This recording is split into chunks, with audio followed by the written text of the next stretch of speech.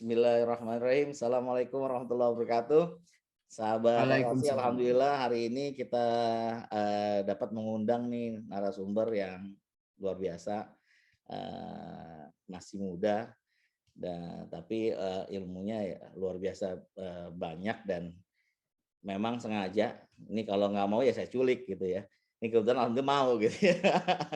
Alhamdulillah nih sahabat Orasi mau nih Siap. orangnya mau nih mau diundang ya Allah. Ini berkah untuk sahabat-sahabat Orasi yang mana nanti kita membahas tentang internal audit ya. Perannya di masa yang nggak jelas begini ya, di masa yang memang serba nggak menentu ya. Nggak menentu nanti beliau bawain gimana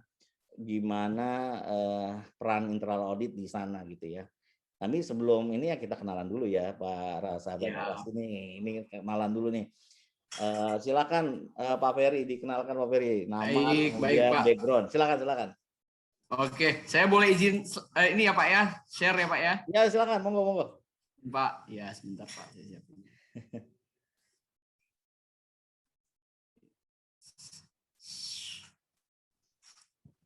Ini saking kebanyakan mungkin ya, jadi susah men-share-nya di Pak Ferry. Iya nih, sebentar nih Pak.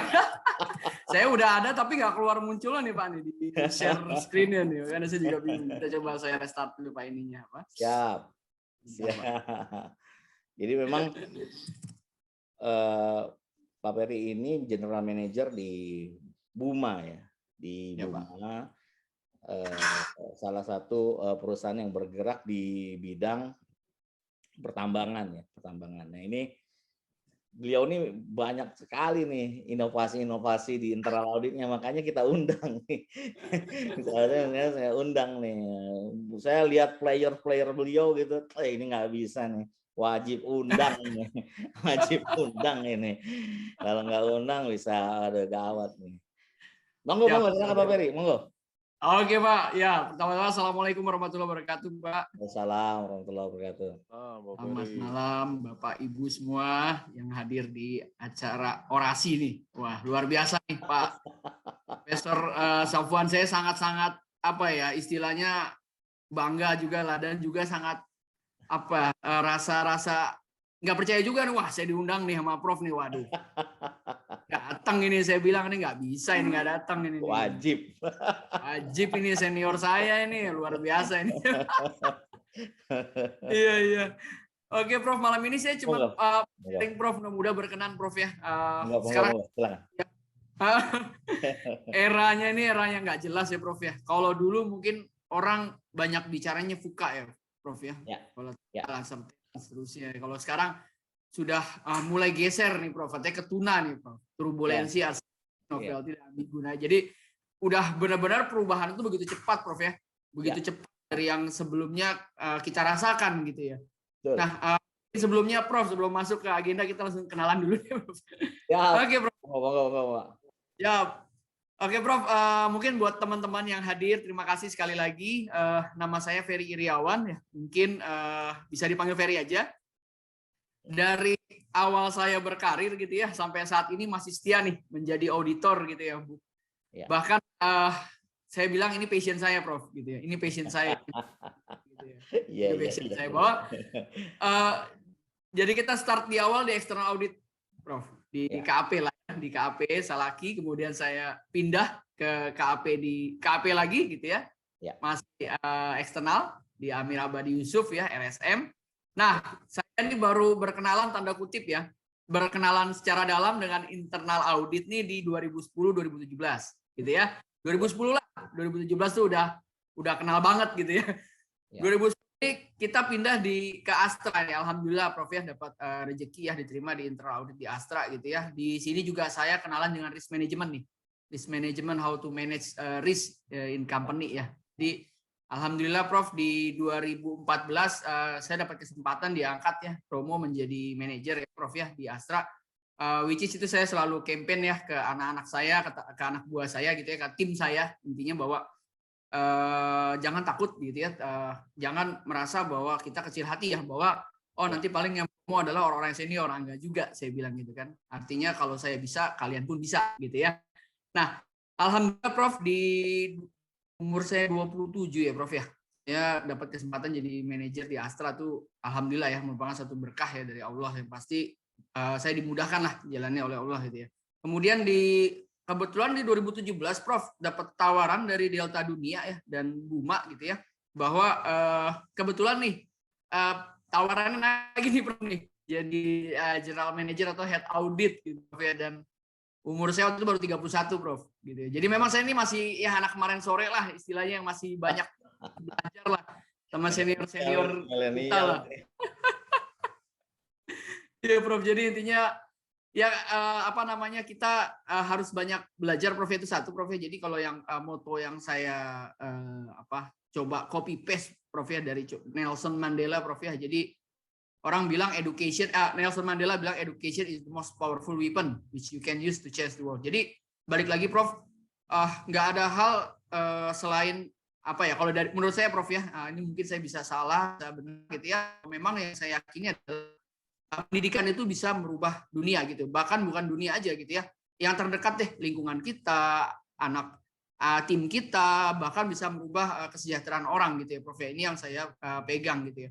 Makanya Prof di tiap tahun tuh Prof ya, kita berusaha Prof untuk meraih sertifikasi kira-kira gitu Prof ya, meraih sertifikasi yang istilahnya membantu karir kita gitu ya Prof ya. Nah, internal audit kan juga membutuhkan lah ya license ya, sertifikasi dan seterusnya. Nah, nanti ada sih bagian slide akhir Prof ya, bahwa sebenarnya menjadi auditor tuh juga nggak cuman kita ngasih value doang Prof ke perusahaan, tapi gimana caranya kita meningkatkan value kitanya sendiri gitu ya. Bagaimana kita meningkatkan value perusahaan kalau value kita nggak naik. Nah, itu yang saya pegang Prof. Jadi tiap tahun saya mencoba untuk mendapat sertifikasi kira-kira gitu Prof. Oke. Ini singkat aja Prof, perkenalan saya Prof. Ngeri saya mau nanya ngeri. Ya. Ini gelarnya ini Kiai Cisa CFP. Aduh, saya tahu mau ngomong apa nih, bener. Makasih Prof. Aduh, nih ada Prof Dayat juga udah datang. Pak Dayat. Ngeri. Nih nanti ya nanya belakangan ya teman-teman, nanti nanya belakangan ya. Nih kita dengerin dulu nih. Pak Ferry nih luar biasa nih, gelarnya banyak, kemudian juga pengalamannya luar biasa, apalagi juga masuk ke dalam lingkungan yang sudah mature ya, internal auditnya seperti Astra ya. Jadi memang semua yang kita bisa lihat di Astra itu memang sudah ya mature ya, internal auditnya dibilang sudah mature karena memang terus diupdate dan jadi ilmu internal audit terus diupdate ya. Bersyukur bisa masuk di sana ya, bisa masuk di internal audit di Astra. Lanjut Pak Ferry, lanjut. Siap Prof ya Prof ya. Memang dulu saya ambisi saya dan tim Prof ya, gimana caranya kita bisa ngalahin grup audit Astra Internasional. Nah, dulu di track ini kan saya itu terkenal dengan track Astra ya Prof ya. Iya. Kita bisa kan Astra Internasional. Nah, jadi kita memang banyak ada project improvement dan seterusnya. Nanti kita akan sharing dikit Prof di akhir sesi. Siap. Oke Prof, kita lanjut Prof ya. Lanjut. Ini aja perusahaan kami saat ini Prof ya. Kebetulan saya join di Delta Dunia Makmur gitu ya. Anak perusahaannya adalah PT Bukit Makmur atau Buma. Kita second largest contractor di coal ya Prof ya, di coal mining contractor, which is kita melayani customer alhamdulillah ya, pemain-pemain besar ya di coal seperti Braucol, Bayan, dan Adaro dan beberapa customer lainnya. Nah, ini kurang lebih dari perusahaan kami Prof. Kemudian dari struktur kami, Prof. Struktur kami sendiri saat ini saya alhamdulillah diamanahkan gitu, Prof ya, menjadi di Buma ya, Prof ya, sehari-hari gitu ya. Kita in charge di internal audit and risk advisory gitu ya. Risk advisory manager atau risk management lah ya. Nah, kami punya dua tim ya, ada operation audit, ada ICT audit. Nah, ini mungkin yang bedanya Prof ya. Kami punya data scientist sendiri Prof. Kami punya data scientist yang memang nanti ada yang kita sharing ya, kerjaannya yang mendevelop apps ya atau tools-tools yang membantu untuk internal audit dan risk management sih, kira-kira begitu Prof ya.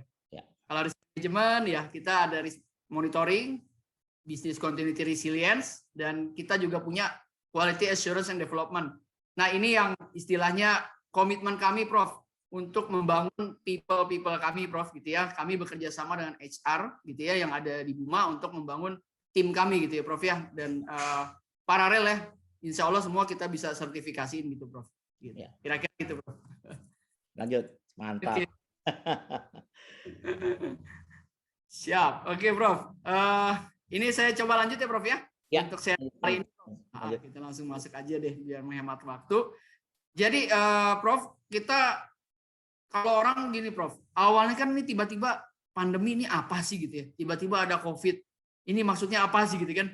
Terus juga banyak sharing dari teman-teman gitu ya, bahkan bukan dari internal audit di lokal aja, Prof ya, tapi di worldwide, Prof ya. Jadi istilah gara-gara pandemi ini IA jadi kurang kerjaan tanda kutip, Prof ya.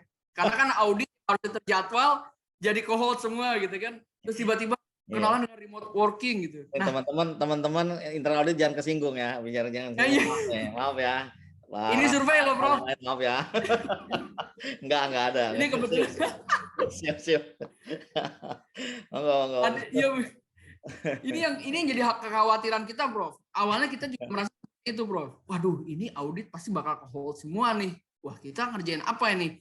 Terus kita belum siap dengan remote audit gitu, Prof, ceritanya gitu ya. Nah, jadi apa namanya istilahnya pertanyaan-pertanyaan itu di awal-awal pandemi ini muncul, Prof, gitu kan. Bahkan kami langsung meriset tuh, Prof ya, strategi-strategi yang udah kami develop nih, berubah semua gitu kan.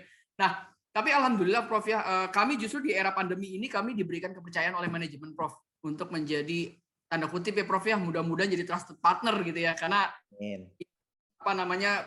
istilahnya kami masih banyak harus improve ya, Prof ya, di diri kami internal audit itu sendiri di Buma ya, internal audit as management. Tapi ya alhamdulillah semenjak COVID ini malah peran kami malah makin keluar gitu, Prof.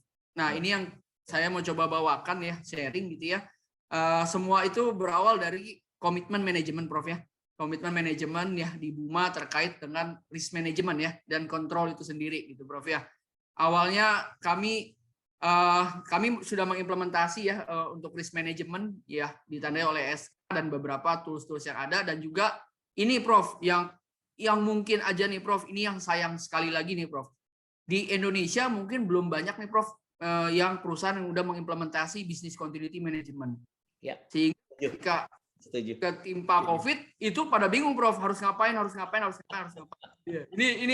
Ini yang jadi koreksi kita bersama, Prof. Tapi juga jadi menarik nih, Pak.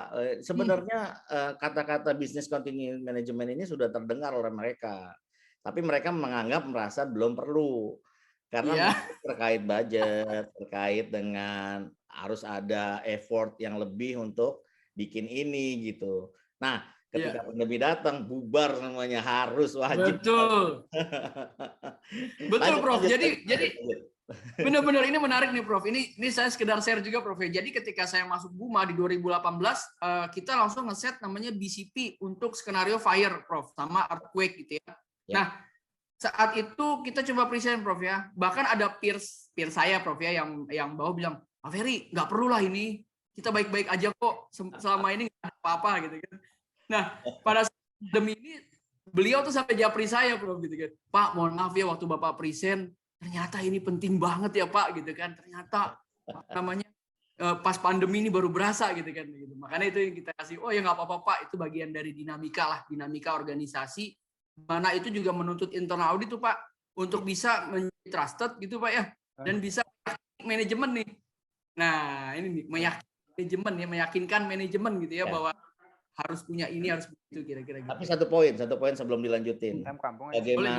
Bagaimana menjadi trust ya oleh manajemen, trusted partner ya, dalam istilah trusted partner ya, nggak bakal mungkin bisa kalau kitanya sendiri udah dari awal sudah jauh sama manajemen gitu. Iya kan? Ya, itu betul, Pak. Makanya nggak bakal bisa. Lanjut Pak Ferry, lanjut. Iya, Pak. Betul, Pak. Menjadi trust. Jadi gini, Pak, sometimes tuh saya nggak tahu ya. Mudah-mudahan sih teman-teman internal audit di istilahnya di lingkungan di nasional di Indonesia sudah berubah ya, Pak ya. Cuma menurut istilahnya apa ya? Banyak internal audit, Pak ya, yang istilahnya tanda kutip, Pak ya. Kalau untuk membicarakan hal lain di luar audit dengan manajemen itu tanda kutip tabu. Nah, ini nih, besok mau dibahas sama saya nih. Nah, ini dia nih nanti nih. Saya mau bahas nih. Ini nih. Jadi kita ketemu manajemen cuma ngomonginnya audit gitu. Padahal banyak hal, Pak. Banyak hal yang kita bisa omongin, banyak hal yang ya bukan sometimes sih, malah Pak one-on-one session gitu dengan BOD dulu ya, dan saya cuma dapat perspektif dari bapak-bapak ibu BOD kita tuh seperti apa gitu ya, mohon masukannya dan sebagainya. Jadi supaya kami bisa menambah daya gitu lupa ya, istilah daya gedor buat menambah kemajuan perusahaan. Itu sih. Jadi memang banyak diskusi kami justru Pak. Jadi kami banyak ketemu hal-hal yang nggak audit. Dimulai dari situ Pak. Ya. Dimulai dari situ gitu kan. Nah ini dia yang menjadi dasar bahwa sebenarnya sebagai head audit gitu, head audit harus bisa ngeblend sih gitu, bilang ngeblend di manajemen gitu ya, harus tahu apa sih yang ada di kepala Bapak A, Bapak B, Bapak C, kemudian kita harus mengkombinasikan gitu Pak ya, menjadi satu alignment Pak ya, alignment strategi gitu ya untuk internal audit, kira-kira manajemen butuhnya ini. Gitu. Jadi teman-teman yang besok gak usah hadir nih, Pak Peri udah jelasin. Oh jangan Pak, udah cukup saya. Lanjut nih. Pak Dayat, mohon punten ya, besok saya udah diwakilin Pak Peri. Ya lanjut saya. Lanjut. Enggak bercanda. Lanjut. Siap Pak. Jadi ini pemanasan, teman-teman, ini pemanasan ya untuk besok. lanjut. Ya Pak Prof ya, Pak Sapon. Jadi ya Pak, jadi semua ujung-ujungnya kita bermula dari GRC Pak ya, Governance Risk and Control gitu ya. Artinya bahwa kita harus bisa memberikan keyakinan kepada manajemen bahwa perusahaan ini harus dilakukan pengelolaan dengan baik gitu ya. Risknya harus di-manage dan kontrolnya harus kita kelola dengan efektif dan efisien gitu dan ekonomis gitu ya. Nah ini yang kita terus diskusikan ke manajemen gitu Pak ya. Namun Pak sebenarnya ini bukan istilahnya gini Pak ya, apa ya Pak Prof ya?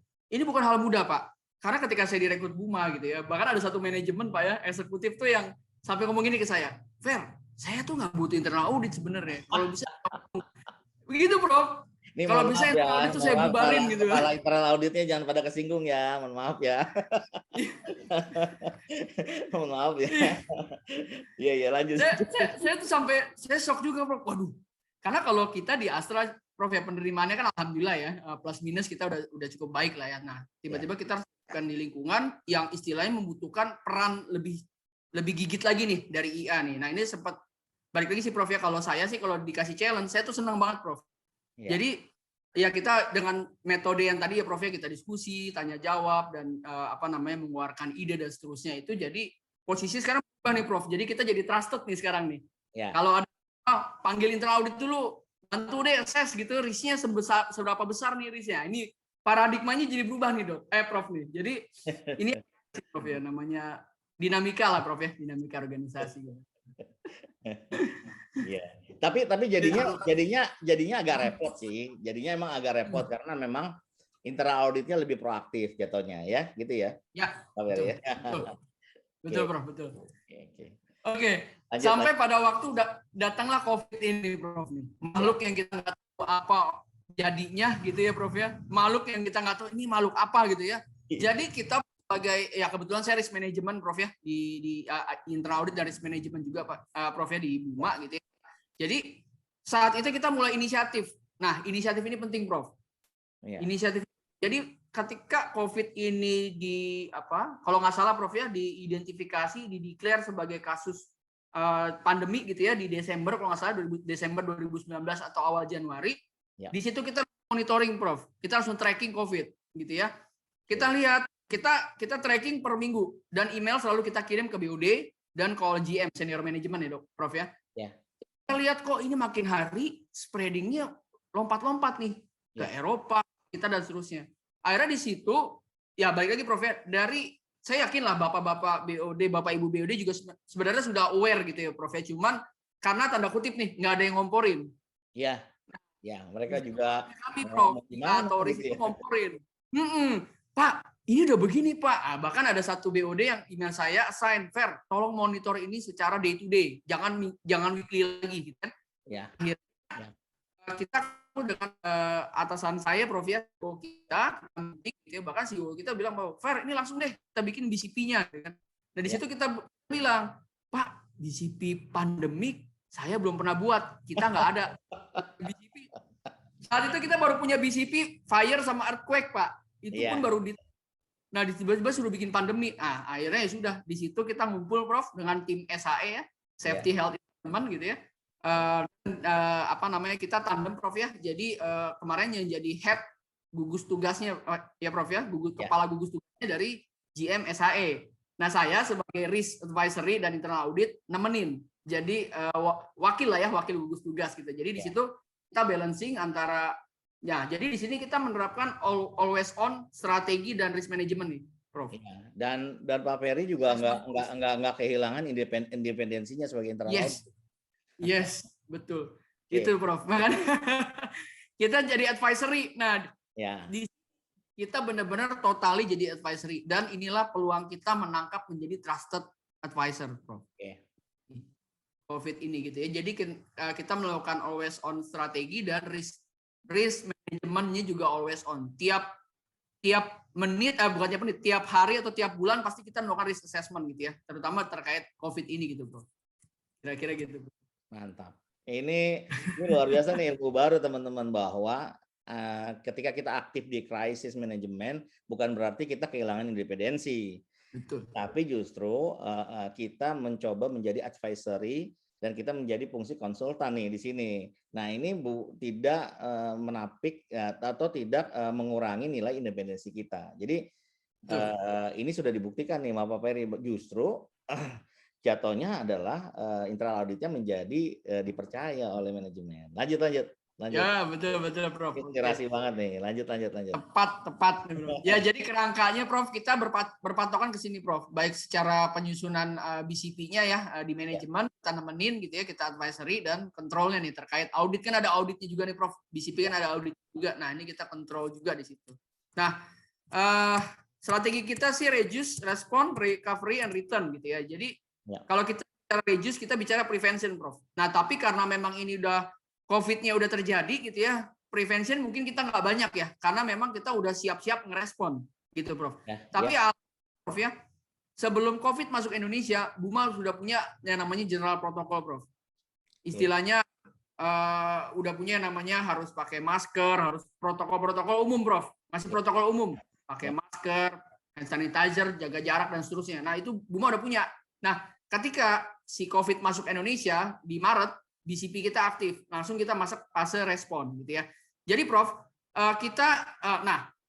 perusahaan membuat strategi Prof yang di core bisnisnya. Gimana strategi memanage people, gimana strategi memanage supply chain, memanage customer, dan ada lagi 2, berkomunikasi kepada publik ya Prof ya. Strategi dalam keuangan dan teknologi. Nah, ini kita buat semua, Prof, dan internal audit dan risk ini menjadi nemenin. Kita nggak buat ya, maksudnya kita ini manajemen yang buat, kita nemenin, Prof. Artinya manajemen membuat ini, kita langsung komen. Pak, ini kayaknya deh. Buat ini kita langsung komen, buat ini kita langsung komen, buat ini kita langsung komen. Nah, artinya peran independensi kita tetap ada, karena kita nggak memegang tidak melakukan approval apapun, gitu ya. Kita hanya advice. Di situ kita kasih keleluasan pada manajemen. Mau ambil atau enggak advice kita gitu, bahwa manajemen juga udah tahu kok, Prof, bahwa advice itu seluruh tindakan yang manajemen ambil itu tanggung jawab manajemen, bukan internal audit, walaupun kita yang melakukan advisory consultingnya gitu loh, melakukan advisory consulting gitu. Nah, ini harus jadi poin nih, jadi poin entry point, bahwa tanggung jawab semuanya ada di manajemen, bukan ada di internal audit ya. Betul. Kita cuma hanya ngasih advisory, cuma ngasih fungsi kita sebagai advisory aja gitu ya. Iya. Betul. Lanjut. Ya. Mantap. Oke, Prof, betul Prof. Nah, ini terkait financial model gitu, Prof ya, kayak emergency cash balance, terus strategi komunikasi pun kita review juga, Prof. Kita berikan masukan lah ya kepada manajemen gitu, Prof ya, dari sisi risk dan control. Kira-kira itu Bapak Ibu ya, semua yang hadir. Nah, ini dikit aja, Prof ya, kira-kira overview aja. General control mungkin sama lah ya, general protokol, jaga jarak gitu ya, grouping, terus ada command center, disinfektan, kemudian screening dan seterusnya. Ini sama sih umum. Nah, komunikasi mungkin yang akan sedikit berbeda, karena yang tadinya WFO, work from office, jadi work from home. Nah, metode komunikasi pun kita kerjasama dengan tim komunikasi, Prof. Kita melakukan advisory di situ. Jadi kayak misalnya ditentukan nih cara metode komunikasi dengan senior, dengan junior, mau disamain atau enggak. Komunikasi dengan misalnya Prof ya, karyawan yang umurnya 45 dengan milenial kan beda Prof. Nah itu kita challenge. Bisa ya tim komunikasi? Iya Prof gitu. Itu kita challenge. Terus kesuksesannya juga benefit yang diharapkan, behavior yang diharapkan dari komunikasi. Sometimes kan Prof ya, yang namanya era pandemi gini Prof, orang tuh udah cepat-cepat aja pengen bertindak A, B, C, D, E, F, G gitu kan. Tapi di sini kita ngebalancing, Prof. Bukannya kita lama, enggak, kita nggak bikin lama, tapi kita ngebalancing gitu. Artinya keputusan yang kita ambil pun sekarang cepat kok gitu, nggak ada yang lama gitu. Justru dengan adanya internal audit dan risk di situ memberikan kenyamanan tanda kutip ya, Prof ya. Safe landed bagi manajemen untuk mengambil inisiatif kira-kira gitu, Prof. Oke. Ya, ini satu langkah menarik juga nih teman-teman untuk di kita ya, bukan hanya memikirkan pandeminya, tapi bagaimana yang sekarang WFA ya, ini membuat internal komunikasi yang efektif nih, bukan cuman aduh nih takut penyebarannya kayak apa kayak gitu ya. Nah ini internal komunikasinya harus dijalankan nih, yang terutama yang memang yang sekarang mulai lagi nih, WFA-nya sudah harus mulai lagi di kantor kami itu udah 75% nih sekarang WFA ya. Nah ini menarik tadi tuh yang Pak Peri paparkan. Lanjut Pak, lanjut. Siap Prof, siap. Oke, ya. Jadi ini salah satu produk-produk yang kita monitor juga Prof ya, situasi ini bikin sendiri, Pak Peri ini bikin sendiri berarti ya? Bikin sendiri nih, Buma bikin sendiri nih Pak. Ini yang kita monitor nih, kita lihat nih statusnya site, terus istilahnya tingkat COVID di salah satu site seperti apa. Ini kita bikin sendiri dan kita monitor per hari Pak. Nah, tim risk ini yang monitor ini nih. Tim risk manajemen yang monitor ini gitu ya. Ini poin kita Pak. Nah, kemudian berikutnya Pak. Nah, ini yang beda Pak mungkin dari Buma ya. Yang saya survei Pak ya di kontraktor pertambangan lain, baik batubara, mineral atau seterusnya Pak ya. Kita doang yang punya grouping ya Pak ya. Yang kita menggrup orang ke dalam area kerja, tempat tinggal, dan juga transportasi. Nah ini kita grup Pak, istilahnya kita mengimplement social distancing menjadi alat tools untuk melakukan manajemen risiko. Kira-kira untuk istilahnya kalaupun amit-amit ada yang kena Pak, cuman di grupnya itu aja Pak. Nah ini BCP kami, jadi jangan semuanya down hanya di satu grup itu, jadi yang lain masih bisa sustain operationnya. Tapi yang menarik Pak Ferry, bukan hanya di grouping ya. Ini pemahaman terhadap orang-orangnya juga harus dilakuin nih. Kalau enggak, ada apain sih gue di grup sama ini gitu kan? Iya, betul Pak, betul. Ya, ini strateginya nih harus clear nih. Strategi ini bukan hanya groupingnya aja kan ini? Iya betul. Karena kadang orang udah nyaman Pak. Kayak misalnya nih saya sama pasangan udah istilahnya satu kamar. Kalau ditambahkan kita satu kamar ada yang berdua Pak ya. Tiba-tiba pecah. Nah kita juga memikirkan itu juga Pak. Orang ini udah lama deket, gimana cara kita nge-grouping orangnya udah deket-deket gitu Pak. Satu tim Pak ya. Bahkan kalau di Pak ada namanya desa Pak. Desa istilahnya kalau kita tinggal di desa kan kita udah kenal nih Pak warganya. Nah kita grouping berdasarkan desa-desa, kita buat desa-desa kira-kira gitu Pak. Jadi kita grouping bukan produktivitas menurun tapi malah bertambah kira-kira itu Pak. Nah salah satu alat manajemen resikonya. Intinya culture-nya juga sudah terbentuk ya bahwa satu waktu kita nggak bisa bersama nih karena memang groupingnya berbeda gitu ya. Nah ini butuh berapa lama nge-grouping ini Pak Ferry? Wah Pak, ini semua project apa ya? Kalau kita bilang kayak Roro Jonggrang Pak. Harus jadi Pak. Harus jadi soalnya. Iya, ini saya ingat Pak waktu itu tuh COVID belum masuk site Pak. COVID ini belum site tapi kita udah harus beresin grouping dalam 1 minggu gitu Pak. Karena memang dulu Pak, literatur tentang pandemi itu nggak banyak Pak ya, apalagi di area risk management Pak. Jadi yang kita tuh juga bingung juga harus ngapain. Nah ini ya udah brainstorming management gitu ya, BOD, kita di situ nemenin gitu ya. Di situ kita BOD ada inisiatif, Pak risknya begini, Bapak mau counter gimana? Risknya begini, mitigasinya gimana? Paling kalau nanti manajemen bilang, kita mau begini, menurutmu gimana gitu kan? Pak, Bapak harus mikirin ini, mikirin itu gitu. Jadi artinya kita pun kalau di challenge management kita harus bisa memberikan advice yang terbaik gitu loh Pak Prof gitu ya. Paling enggak kalau kita nggak bisa ngasih hari itu kita comeback lagi ke mereka ke manajemen. Kita bilang Pak, kita schedulein lagi Pak meeting minggu depan, ini PR kita. kita cari nanti solusinya, kita kasih tahu. Berarti itu sebelum pandemi masuk udah day to day ngomong sama manajemen ya, udah ngomong terus sama manajemen ketika memetakan ini ya. Iya, betul Pak. Jadi kita tanda kutip lebih siap ya, walaupun dengan plus minus ya Pak Prof ya. Ini catatan nih teman-teman nih, catatan. Ini terjadi jika Anda sudah menjadi trusted bagi manajemen, status partner. Kalau enggak, boro-boro diajak ngobrol, dipanggil aja enggak gitu. Iya. Ya, jadi ini ada catatan khusus nih Pak Ferry melakukan ini karena sudah awalnya adalah sudah dipercaya oleh manajemen. Betul.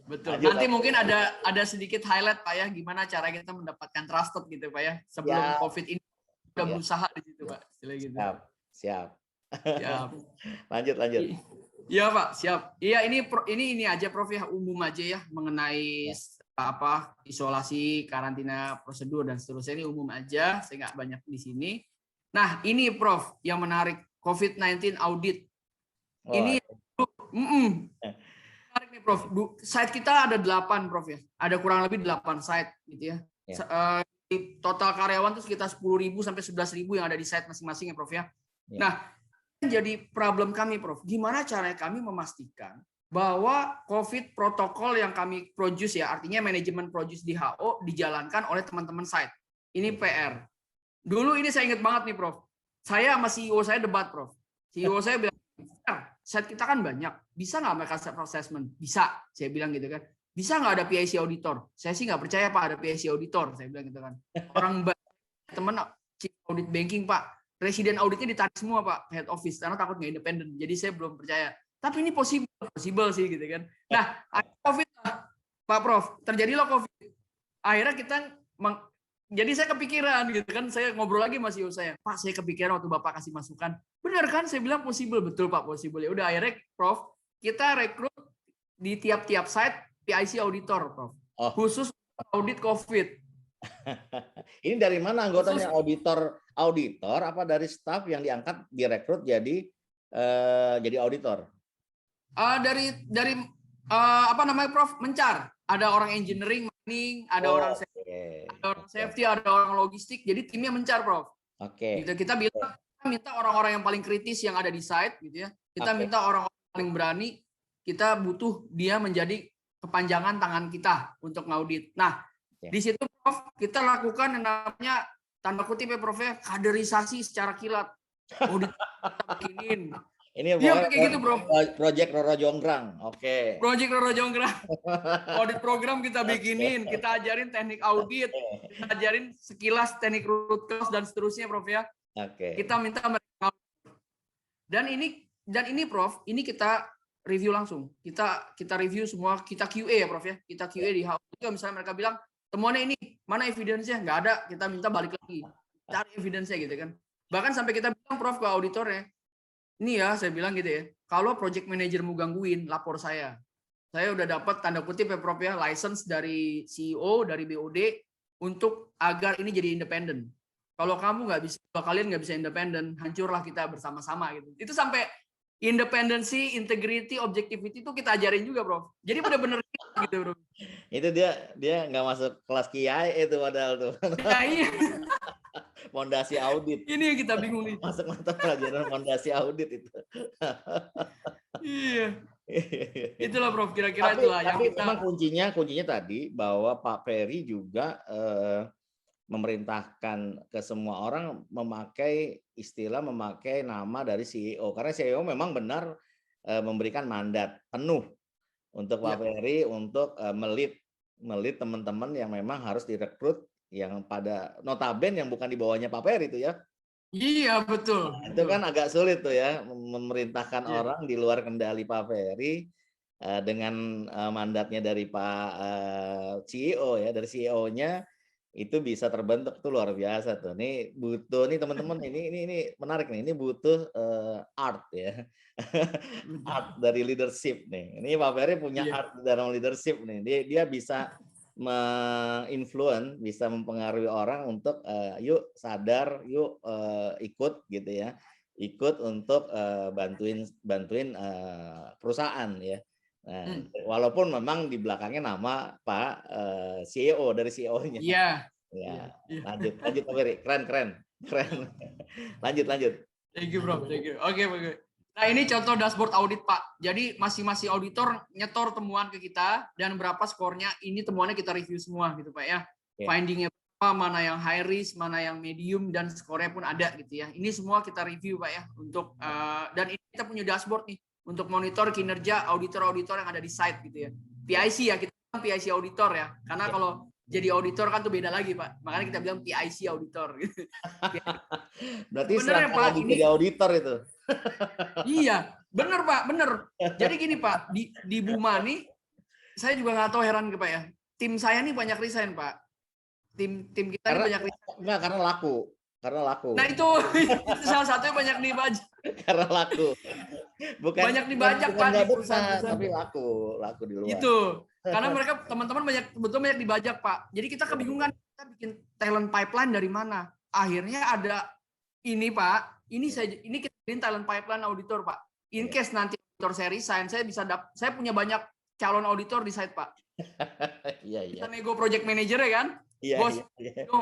auditormu tuh bagus yang ini. Ini lebih bagus di auditor karena hasil auditnya bagus. Itu Prof, talent pipeline ini yang kita ciptakan. Iya. Keren. Enggak, ini udah nyiapin nih, Udah nyiapin nih, Prof udah bisa baca nih, Karena ini bagian kita dalam memanage resiko, Prof. Karena talent turnover kita tinggi, Prof. Ya, saya sih cukup senang, Prof ya, kalau ada anak kita yang dipakai oleh organisasi lain gitu, Prof ya. Apalagi jabatannya naik gitu, Prof ya. Dan lebih baik buat saya sih oke. Saya juga bangga bahwa paling enggak taraf hidup mereka naik lah, Prof, tanda kutip ya Prof ya. Jadi bisa. Nah, jadi saya lepasnya open gitu. Jadi bahwa ya udah sekarang tinggal gimana caranya kita memanage resiko kita nih, turnover. Ya udah salah satunya berkah Covid tanda kutip kita bisa punya talent ready auditor banyak di saat gitu. Tapi teman-teman yang baru join ya, teman-teman orasi yang baru join, ini ya harus dipahami ya. Pak Ferry ini udah setahun WFA. Jadi jangan menganggap dia ini WFO, udah setahun nih dia WFA. Nah, bagaimana dia memaintain auditnya, bagaimana memaintain anak buahnya. Ini nih salah satunya nih pakai bantuan dashboard juga nih.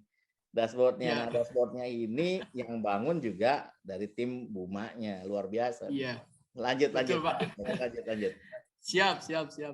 Oke Pak, kira-kira itu Pak ya. Oh ini cuman kita ngasih tahu aja Pak pelaksanaan BCP ya Pak. Namanya punya BCP kita harus tes lah. Nah ini juga teman-teman audit juga merhatiin Pak ya, BCP tes dan risk management juga jagain agar yang namanya tadi punya skenario harus dijalanin dan harus dites. Nah ini yang kita lakukan tes juga. Jadi ini kita tes sebelum ada COVID masuk site nih Pak, gitu ya. Ini kita udah lakukan tes, evakuasi dan seterusnya. Jadi pas COVID masuk ya teman-teman lebih siap lah, kira-kira gitulah Pak. Tapi sebelum berlanjut Pak Ferry, aku mau nanya nih. Jadi saya mau nanya gini.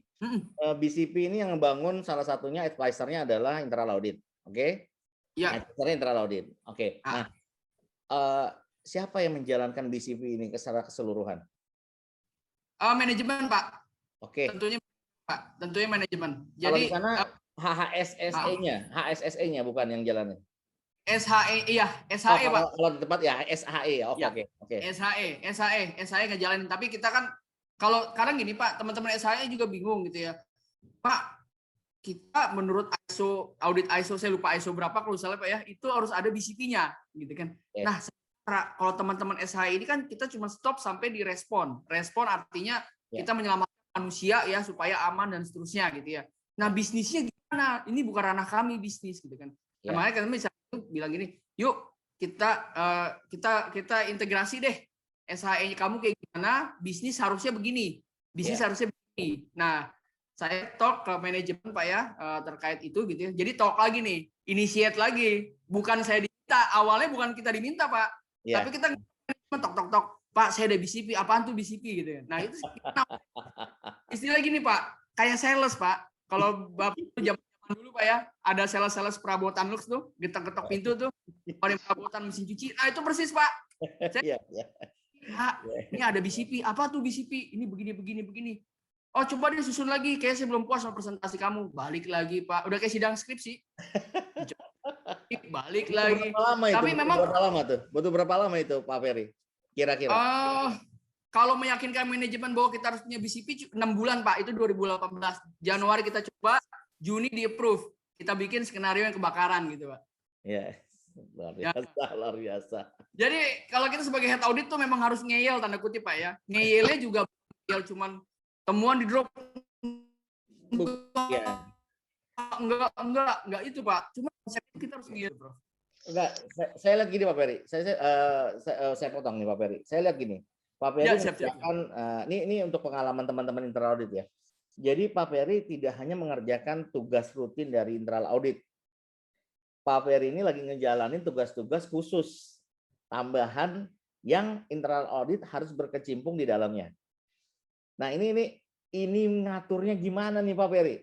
Ngaturnya nih ada tugas tambahan, ada tugas reguler dari ini. Kadang-kadang kan, waduh, nih kalau begini saya nggak bisa WFA nih gitu ya. Celetukan dari seseorang gitu yang internal audit itu kan jadi nggak bisa WFA nih kalau kayak gini. Nah, itu gimana tuh Pak Ferry? Ngaturnya tuh bisa begitu. Tuh ini menarik nih. Sebelum kita lanjutin ke BCP-nya nih. Siap. Ya Pak Prof ya, sebenarnya kita butuh time management sih Prof. Tapi nggak apa ya, saya juga jujur Prof ya, ini burnout juga sih. Saya juga burnout ya, terutama tim-tim saya nih. Tim-tim saya anak internal audit dan risk, mereka burnout juga di awal-awal Covid ya Prof ya. Kerja 11 malam, jam 10, jam 12. Saya pun juga begitu. Nah, tapi balik lagi Prof ya, yang kita lesson learn dari pandemi ini adalah memang kita harus cepat ya Prof ya, karena ini ada turbulensi Prof ya, turbulensi yang kita nggak bisa kalem-kalem nih Prof. Jadi kita harus kerja cepat sampai kita ketemu ritmenya, baru kita bisa atur namanya time management Prof. Ya, nah ini walaupun nanti bisa berubah lagi, karena turbulensi. Ini kayak sekarang nih Prof, varian Delta India, ini udah nyebar banyak. Nah ini turbulensi lagi nih Prof, lagi fase-fase itu turbulensi. Nah ini memang bisa berubah lagi, dan lagi-lagi Prof, kali ini tim kita juga sedang tanda kutip ya Prof, intensnya lagi tinggi lagi nih, karena turbulensi tadi. Jadi memang butuh apa ya Prof ya, kayak on off gitu Prof. Kapan kita harus on kencang lagi, kapan kita harus off gitu. Tapi memang kita perlu tekankan Prof, jangan kita tuh on terus. Nanti kita kalau kita burn out percuma, yang kita kerjain juga kualitasnya nggak ada. Karena tadi mental kita nggak siap lagi nih untuk menghasilkan karya-karya lah ya, karya-karya yang kecapean, betul. betul. Gitu Prof. Jadi memang time management Prof, ketika memang sudah agak stress fatigue, saya pasti cuti. Saya izin cuti gitu. Saya izin cuti untuk istirahat paling enggak Prof. Nggak megang laptop sama sekali, udah nggak megang laptop. Oke, semuanya lepas, udah pokoknya cuti. Lepas, betul. Udah itu udah stres banget Prof, karena kalau kita paksain juga nggak bisa mikir Prof. Memang nggak pegang laptop, tapi HP pegang lu loh. Ya. Oh enggak. Itu yang tapi masih dicariin Prof lewat HP Prof. Ya itu maksudnya. Lanjut. Masih dicari lewat HP. BCP-nya menarik. Lanjut aja Pak Ferry. Siap. Oke Prof, lanjut Prof. Oke, ini skenario yang paling menarik Prof. Jadi karena kita turbulensi Prof ya, kita nggak tahu kalau terutama di industri kami Prof ya, batu bara, harga tiba-tiba tiarap, tiba-tiba naik, turun lagi. Nah ini yang manajemen minta kita transfer knowledge ya dalam melakukan risk management always on strategi Prof. Jadi istilahnya kita harus tahu current condition. Ini Prof dari McKinsey ya, framework kita pinjam dari McKinsey. Ini always on strategi dan risk management ya kalau kita bilang. Karena kita harus tahu nih Prof, current condition kita gimana. Misalnya kita skenarioin, kita strategiin bulan ini Prof, harga batu bara let's say ya $100. Kita bikin Prof namanya risk management always on. Gimana kalau 2 minggu lagi harga batu bara langsung turun ke 80? Kita mau ngapain? Nah, gitu Prof. Nah, ini yang kita potret semua sih Prof, dari harga batu bara, dari tingkat COVID-nya. Gimana misalnya kalau kita dikasih target produksi sekian, tiba-tiba set kena COVID, yang positif misalnya Prof 100 atau 200. Strateginya gimana? Risk manajemennya gimana? Nah ini Prof yang kita dorong risk manajemen ke site terus ya Prof ya. Jadinya ini jadi skenario ya. Jadi kalau skenario misalnya harganya turun, kita sudah punya pattern atau kita sudah punya kopian atau kita sudah punya blueprint, kita ngejalanin strategi yang ini, gitu ya. Betul. Betul, betul Prof. Itu always on-nya itu Prof ya. Jadi bisnisnya ada, risk manajemennya ada gitu. Jadi nggak cuma sih Prof sebenarnya yang pertama ya harga gitu ya. Kebijakan Prof ingat kan waktu itu rapid test. Tiba-tiba PCR, tiba-tiba antigen. Nah, itu kita bikin semua tuh Prof. Gimana kalau misal tiba-tiba orang set nggak boleh pulang ke rumah, lockdown. Strateginya ngapain? Itu udah kita udah punya semua Prof. Kita siapin. Nah, ini yang kuncinya kita menghadapi turbulensi ini nih Prof nih di Buma nih Prof. Pantes sampai jam 12 malam pantes. Nah, iya. Nah, biasanya manajemen ini ngeset Prof, kita nemenin ngeset risknya gitu loh. Risknya udah bener belum? Mereka kuantifikasi risknya udah bener, mitigasi kontrolnya nyambung nggak ke risknya. Nah, ini yang istilahnya jadi balance. Misalnya kita bilang strateginya ini kok nggak nyambung nih sama risk mitigationnya nggak nyambung. Ya kita mereka nyambungin. Dan balik lagi Prof ya, nggak ada yang kita buat. Kita hanya menemani dan challenge, advisory, challenge.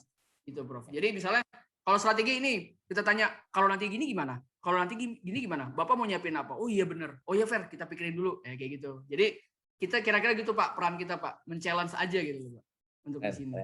Keren. Keren ini masukan untuk teman-teman ya, teman-teman yang memang butuh informasi ya, yang sekarang nih lagi gelombang kedua nih.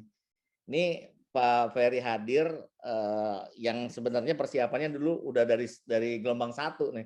Gelombang satunya pandemi ini, dan ini sudah makin matang, sudah makin bisa diimplementasikan, dan ini bisa contoh untuk kita semua nih di semua perusahaan ini bisa kita copy ya, sebenarnya kita bisa lihat cara Pak Ferry ini seperti ini. Lanjut Pak.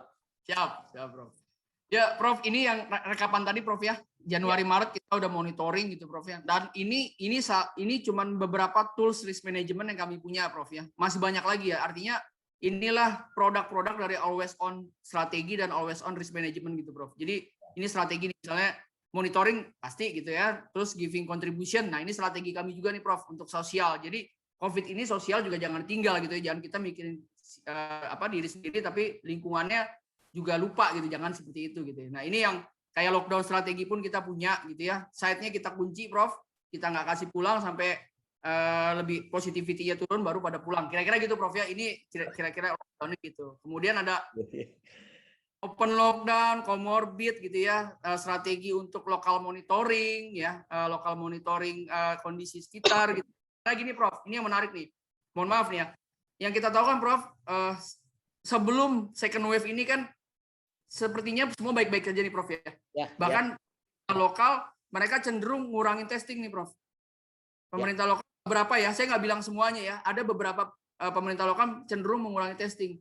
Nah, dengan risk management kami justru ngebanyakin testing.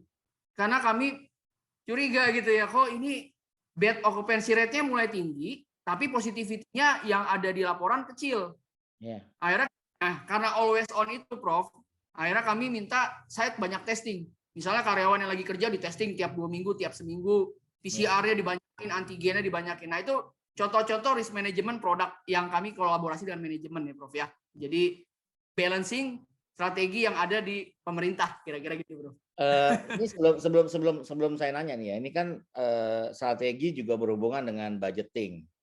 Betul. Pasti itu, udah pasti berhubungan dengan budgeting. Nah, di tengah COVID kemudian batu bara misalnya anjlok, yang kemarin tuh anjlok harga batu bara di awal-awal tahun. Ini pembajetannya ini gimana nih kalau memang misalnya kita kan tahu ya, konvensional budgeting itu kan pertengahan tahun, kemudian di akhir tahun diketok palu, kemudian nanti akan ada adjustment over budget kah atau apalah itu. Nah, ini gimana nih siasatnya kayak gini nih Pak Ferry ini? Banyaknya strategi, kemudian dikaitkan dengan budgeting yang ada budgetingnya open aja selama COVID, udah open aja terserah ini untuk COVID, atau memang budgetnya ada khusus untuk COVID sekian, nanti akan di-alignment-kan dengan strategi yang ada. Itu gimana Pak Ferry kalau di sana? Iya, otomatis Pak kalau risk manajemennya dan strateginya always on, budgetnya juga always on Pak. Tapi always on ini itu kuncinya. Iya. Okay. Iya Pak. Jadi artinya bukan semua minta dikasih, nggak juga. Tapi tim finance kami juga melihat ini cost benefitnya apa. kamu mau implementasi ini benefitnya apa. Jadi konsep risk manajemennya benar-benar dipakai Pak. Cost benefit gitu kan. Dengan ini apa yang mau didapetin, dengan ini apa yang mau didapetin. Nah ini yang always on ya Pak. Risk management ini kalian mau saving berapa gitu kan. Misalnya kita banyakin tes. Apa kita banyakin tes? Ada kenapanya nih Pak. Karena harga batu bara lagi tinggi Pak. Harga batu bara lagi tinggi, produksi nggak boleh keganggu. Nah kalau Pak Prof tanya, kalau tahun lalu gimana pas harga batu bara rendah? Enggak, kami nggak banyakin tes. Tesnya kami bikin tapi karantinanya aja Pak. Karena kan lagi slow down kan Pak. Iya, karena produksi lagi turun. Produksi lagi turun. Iya. Nah ini yang kadang Pak, di pandemi itu lupa. Kadang Pak ya, bukan manajemen di luar lah ya, mungkin bukan di Indonesia kita bilang. Kadang lupa gitu ya, bahwa balancing cost benefitnya nggak dimasukin. Jadi disitulah peran risk management Pak. Ada policy, internal audit juga ngasih feedback juga di situ. Ada policy cost segini buat apa? Apakah possible kita banyakin testing tapi harga batu bara lagi turun buat apa juga gitu kan? Artinya kita karantina, kita monitoring, testing sewajarnya gitu ya. Nah, ketika harga batu bara naik, udahlah kita testing aja. Kenapa? Karena kita kan juga harus bisa mendeliver customer satisfaction Pak ya. Artinya customer butuh batu bara yang banyak ketika marketnya lagi bagus. Jadi salah satu strategi kita supaya area kerja kita steril, kita banyakin testing, Pak. Kira-kira gitu. Nah ini teman-teman menarik nih ya teman-teman untuk ini ngobrolan antara internal audit sama manajemen nih soalnya. Kalau kayak atasan saya ini Prof nih dari sisi manajemen ya, dari kita sisi manajemen pasti ngomongnya tentang budget gitu ya.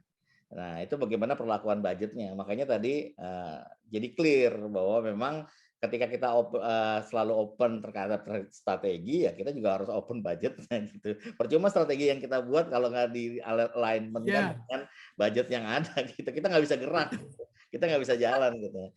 Nah ini juga menjadi pelajaran untuk internal audit bahwa budgetnya itu juga harus dicek, harus dilihat, ya bukan hanya bukan hanya ya itu dia fungsi advisory.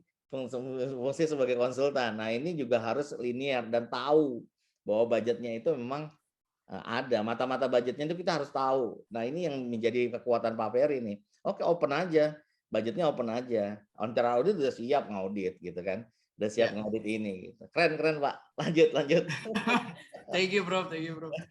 Iya Prof, kita lanjut dulu Prof. Nah ini contoh aja Prof, kita punya measurement Prof ya, karena kalau satu set bilang bagus atau enggak kan kita harus punya measurement, ukurannya apa gitu kan ya. Ya betul. Kita bantuin Prof, tim risk dan tim audit bukan ngebantu bikin ya Prof ya, tapi ngebantu untuk advisory gitu ya. Ini nge-link nggak sih dengan leading laggingnya, nyambung nggak sih gitu. Jadi kita advisory di sini gitu Prof, kira-kira gitu ya. Nah ini supaya kita bisa kukur nih, ini udah bagus belum, site ini udah bagus belum, site ini udah bagus, site ini udah bagus belum. Nah ini kira-kira gitu Prof. Oke. Balik lagi, iya Prof. Iya berarti ini ya intinya semuanya adalah udah didukung oleh data dan memang environment terkait dengan teknologi IT-nya sudah mendukung nih. Iya. Sehingga Pak Ferry bisa analyze dari rumah nih. Iya. Nah, kalau teman-teman ya yang belum environment-nya mendukung ya harus mulai ya berinisiasi ya. Karena memang kondisinya ini sudah tidak menentu lagi. Kalau kita masih pakemnya adalah audit harus on-site, ini udah nggak masuk ini. Iya. Nggak masuk nih teman-teman. Makanya kemarin ya ini cerita dikit ya. Tuhan tuh ngasih pertama ya. Ini Tuhan ngasih ya. Pertama tuh era digitalisasi dulu. Ngerti ya? Fuka dulu yang dikeluarin. Baru sekarang Iya betul. Tuna. Iya. Nah, kalau kemarin di Fukanya nggak siap, tunanya nggak siap ini. Pasti Pak. Betul nggak Pak Ferry? Ini kan betul. Ini satu hikmah nih. Pak Ferry waktu saya ingat banget tuh Pak Ferry sering saya sering pantau di medsos ya. Ngomongin tentang digitalisasi, ngomongin tentang Fuka dan yang lain. Sekarang udah tuna nih. Ternyata tuh beriringan tuh. Dipersiapkan dulu digitalnya, environment-nya sudah siap, kemudian masuklah ke zaman tantangan yang lebih berat lagi, yaitu tuna. Nah ini, nah teman-teman berkaca kepada teman-teman yang belum siap nih, Fukanya aja kemarin lewat kita. Gimana ngadepin tunanya? Gitu ya Pak Ferry ya? Betul Pak, betul Pak. Ini yang menjadi challenge kita sih Pak ya, bahwa memang sebenarnya Pak ya memang sih Pak, balik lagi sih Pak. Kan internal audit itu diharapkan menjadi change agent Pak ya.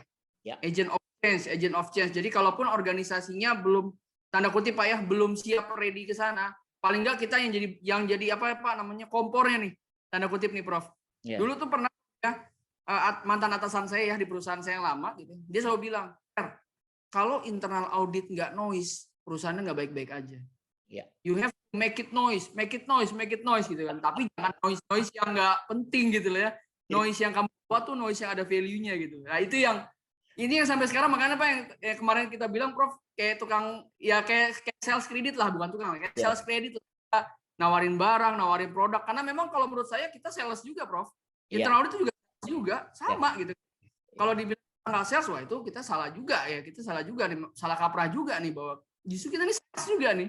Sales gimana cara meyakinkan manajemen bahwa harus melakukan ini untuk perbaikan buat perusahaan gitu ya Prof. Jadi biar perusahaan lebih bagus, nilainya kita tumbuh, dan kita pun lebih maju, pasti kan kesejahteraannya pasti di kami juga kan, kira-kira gitu Prof. Luar biasa. Jadi suruh menyalak terus nih, suruh manajemen suruh menyalak.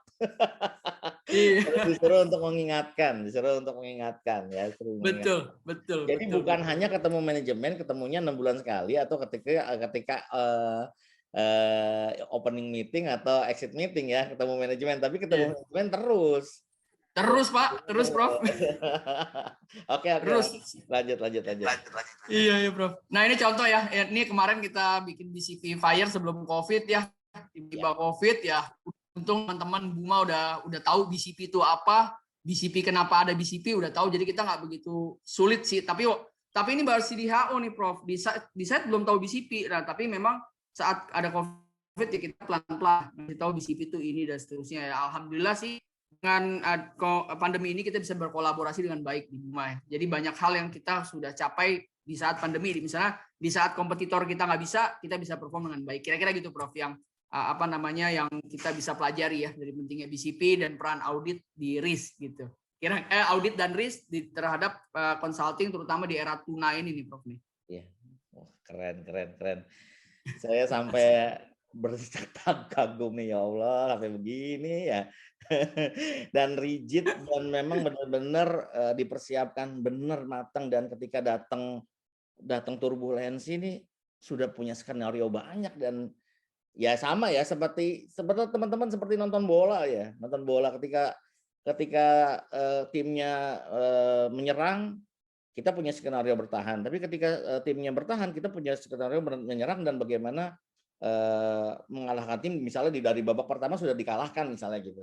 Nah ini sama nih, ini udah skenario A, B, C, D-nya sudah ada. Dan ini peran internal audit yang membantuin manajemen sehingga ini terjadi gitu ya. Dan memang kolaborasinya luar biasa ini antara internal audit dan manajemen. Dan tadi jangan tabu, mentang-mentang kita katanya independen, kita ngomong manajemen nggak mau. Aduh, ini udah jadul itu internal audit kayak gitu. Lanjut Pak Ferry, lanjut. Siap Prof, makasih Prof.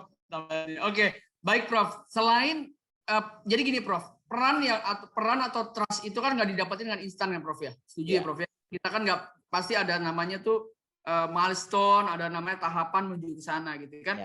Bagaimana cara kita meningkatkan diri kita, nggak juga value-nya nggak kita naikin. Kira-kira gitu Prof ya.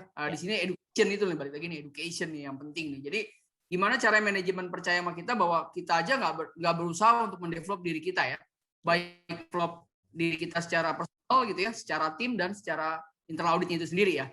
Nah mungkin ini cuma 5 minute sharing aja sih Prof untuk tips ya buat teman-teman yang hadir ya, gimana caranya trusted advisor itu nggak kita datang, kita present, kita ngeluarin pendapat gitu ya, tapi juga pendapat yang kita yang kita keluarkan itu juga didukung oleh best practice, studi, literatur dan seterusnya. Itu yang harus kita baca. Jadi internal audit memang nggak boleh stop belajar ya Prof ya. Harus jadi lifelong learner ya istilahnya Prof ya. Terus belajar dan seterusnya. Nah ini seperti Prof Sapuan ini juga nih kalau kita lihat nih sangat menginspirasi juga nih. Mudah-mudahan saya juga bisa. Banyak nih teman-teman, ada Pak Sekolah Bagus lagi nih. nanti. Pak Hidayat juga nih. Pak Hidayat sekolah mulu nih. Kalau dia udah kebangetan, udah kebangetan sekolah, biarin aja ntar dia. Nah kalau Pak Bagus nih saya culik nanti, seru manggung di sini nanti Pak Bagus nih.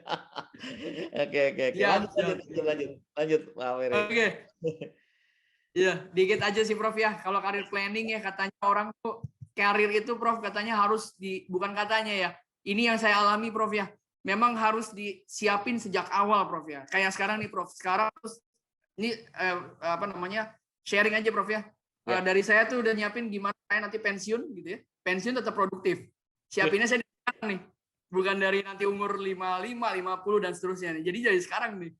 Gimana caranya saya pada saat era-era seniornya ini saya bisa produktif seperti Prof Sapuan ini nih. Ini yang luar biasa inspirasi saya juga nih, Prof. Jadi memang kita harus siapin nih, Prof ya. Kita harus aware nih. Kita mau kemana sih gitu ya. Karena banyak Prof, orang yang curhat nih, Prof, auditor senior kok saya gini-gini aja ya. Kok auditor nggak ada tanda kutip masa depannya, nggak ada ini. Padahal banyak, Prof. Di luar sana auditor hebat-hebat ya. Udah jadi direktur kayak Prof nih, udah luar biasa di jajaran senior manajemen gitu ya, di BUMN-nya juga bagus juga, yang ternama. Nah ini juga yang orang kadang nggak menyadari Prof bahwa kita sebenarnya harus bangun diri kita dulu nih gitu ya, kita re-evaluate ourselves dulu gitu ya. Terus kita tentukan dulu alternatif apakah benar karir auditor adalah karir pilihan kita.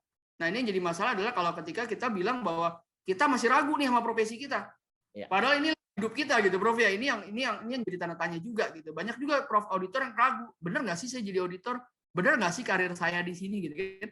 Nah ketika kita sudah yakin atau kita nggak yakin, berarti kita harus punya pilihan-pilihan nih, alternatif karir kita dan seterusnya gitu. Apa mau jadi pengusaha atau mau jadi apa gitu kan. Baru di situ kita harus bertanggung jawab terhadap apa yang kita udah pilih gitu Prof ya. Nah ketika saya milih memutuskan untuk berkarir sebagai auditor, berarti saya harus membuat tanggung jawab nih terhadap pilihan saya. Artinya apa? Educational gitu kan, educational dan seterusnya gitu. Jadi mendapat pekerjaan. Nah ini bagian-bagian yang kita harus siapkan nih dari sekarang gitu ya. Bahkan kalau saya punya goal pensiun produktif, berarti saya harus siapin dari sekarang nih, nggak bisa nanti gitu kan. Umur masih muda. Ayo, bisa Pak Ferry, bisa. Teman-teman yang lain juga bisa, saya yakin. Saya malah rencana Pak Ferry, rencananya tuh 50 tahun udah pensiun kalau bisa. Masya Allah, mantap. Mantap Prof. Iya. Nah ini kira-kira Prof ya, mungkin core udah banyak lah ya teman-teman tahu communication, problem solving dan seterusnya ya. Mungkin risk management dan seterusnya. Nah, mungkin non core ini yang mungkin kita juga terus update ya Prof ya. Eranya kan tuna salah satunya dengan tumbuhnya data-data internet gitu ya, teknologi ya. Mau kita harus punya, kalau di tim kami Prof ya, kami mulai mewajibkan ya anak-anak tuh punya skill data science Prof. Mungkin yang dasar-dasar aja, nggak usah yang jago ya. Mungkin yang tim data scientist-nya mungkin yang harusnya jago ya. Mungkin teman-teman mungkin yang dasar aja. Nah ini yang kayak financial modeling, cyber security gitu. Jadi memang kita udah wide banget nih Prof di intra audit kita ya. Nggak cuma finance accounting, financial. Awas diculik lagi loh.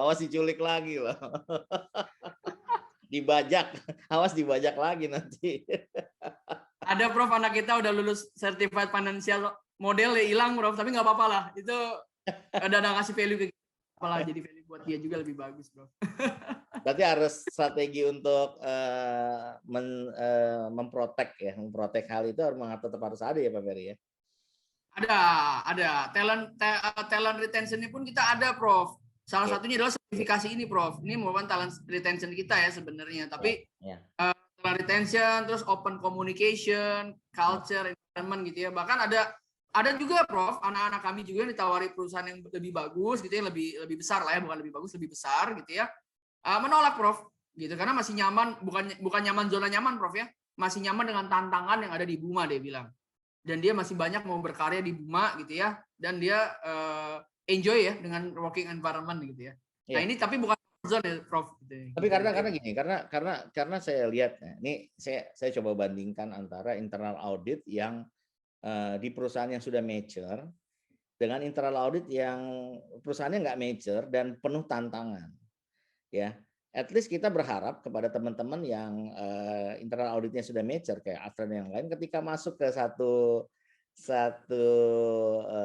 tempat yang tidak mature, agak gagap gitu. Mereka agak gagap gitu. Mau ngapain ya? Biasanya gue udah ada semuanya nih. Iya. Nah, ini yang jadi credit point atau kita entry point untuk kita nih teman-teman yang melihat ini. Maka makin banyak tantangan, sebenarnya kita makin keasa dibanding dengan zona nyaman yang tadi internal auditnya udah mature ya, yang nggak ada tantangan, nggak ada studi kasus jadinya ya, nggak ada studi kasus yang kita bisa pelajari. Nah, ini yang kurang terasa nantinya internal auditnya, kurang jam terbang. Kalau di kita kurang jam terbang, sehingga ketika ada satu masalah case gagap. Waduh, ini gimana ya? Padahal internal audit katanya jadi advisor gitu ya. Tapi ternyata gagap gitu. Betul. Lanjut Pak Ferry, lanjut. Betul Prof. Oke, betul Prof. Betul, menarik tuh Prof. Jadi kita lanjut Prof ya. Jadi oke. Nah, ini Prof, padahal Prof ya, yang namanya karir sebagai head audit itu banyak Prof di luar sana, Prof. Banyak headhunter saya, mereka bilang susah nyari head audit gitu, itu satu. Yang kedua, susah yang mau nyari head audit yang tadi Prof, yang mulai dari nol. Ya. Ini banyak perusahaan Prof sekarang yang pengen internal auditnya bagus Prof, gitu ya. Banyak headhunter yang nelfon, internal auditnya kita butuh internal auditnya bagus gini gitu kan. Tapi mereka bilang susah nyarinya. Padahal kalau kita lihat di internal audit tuh di LinkedIn banyak banget Prof ya internal audit yang senior.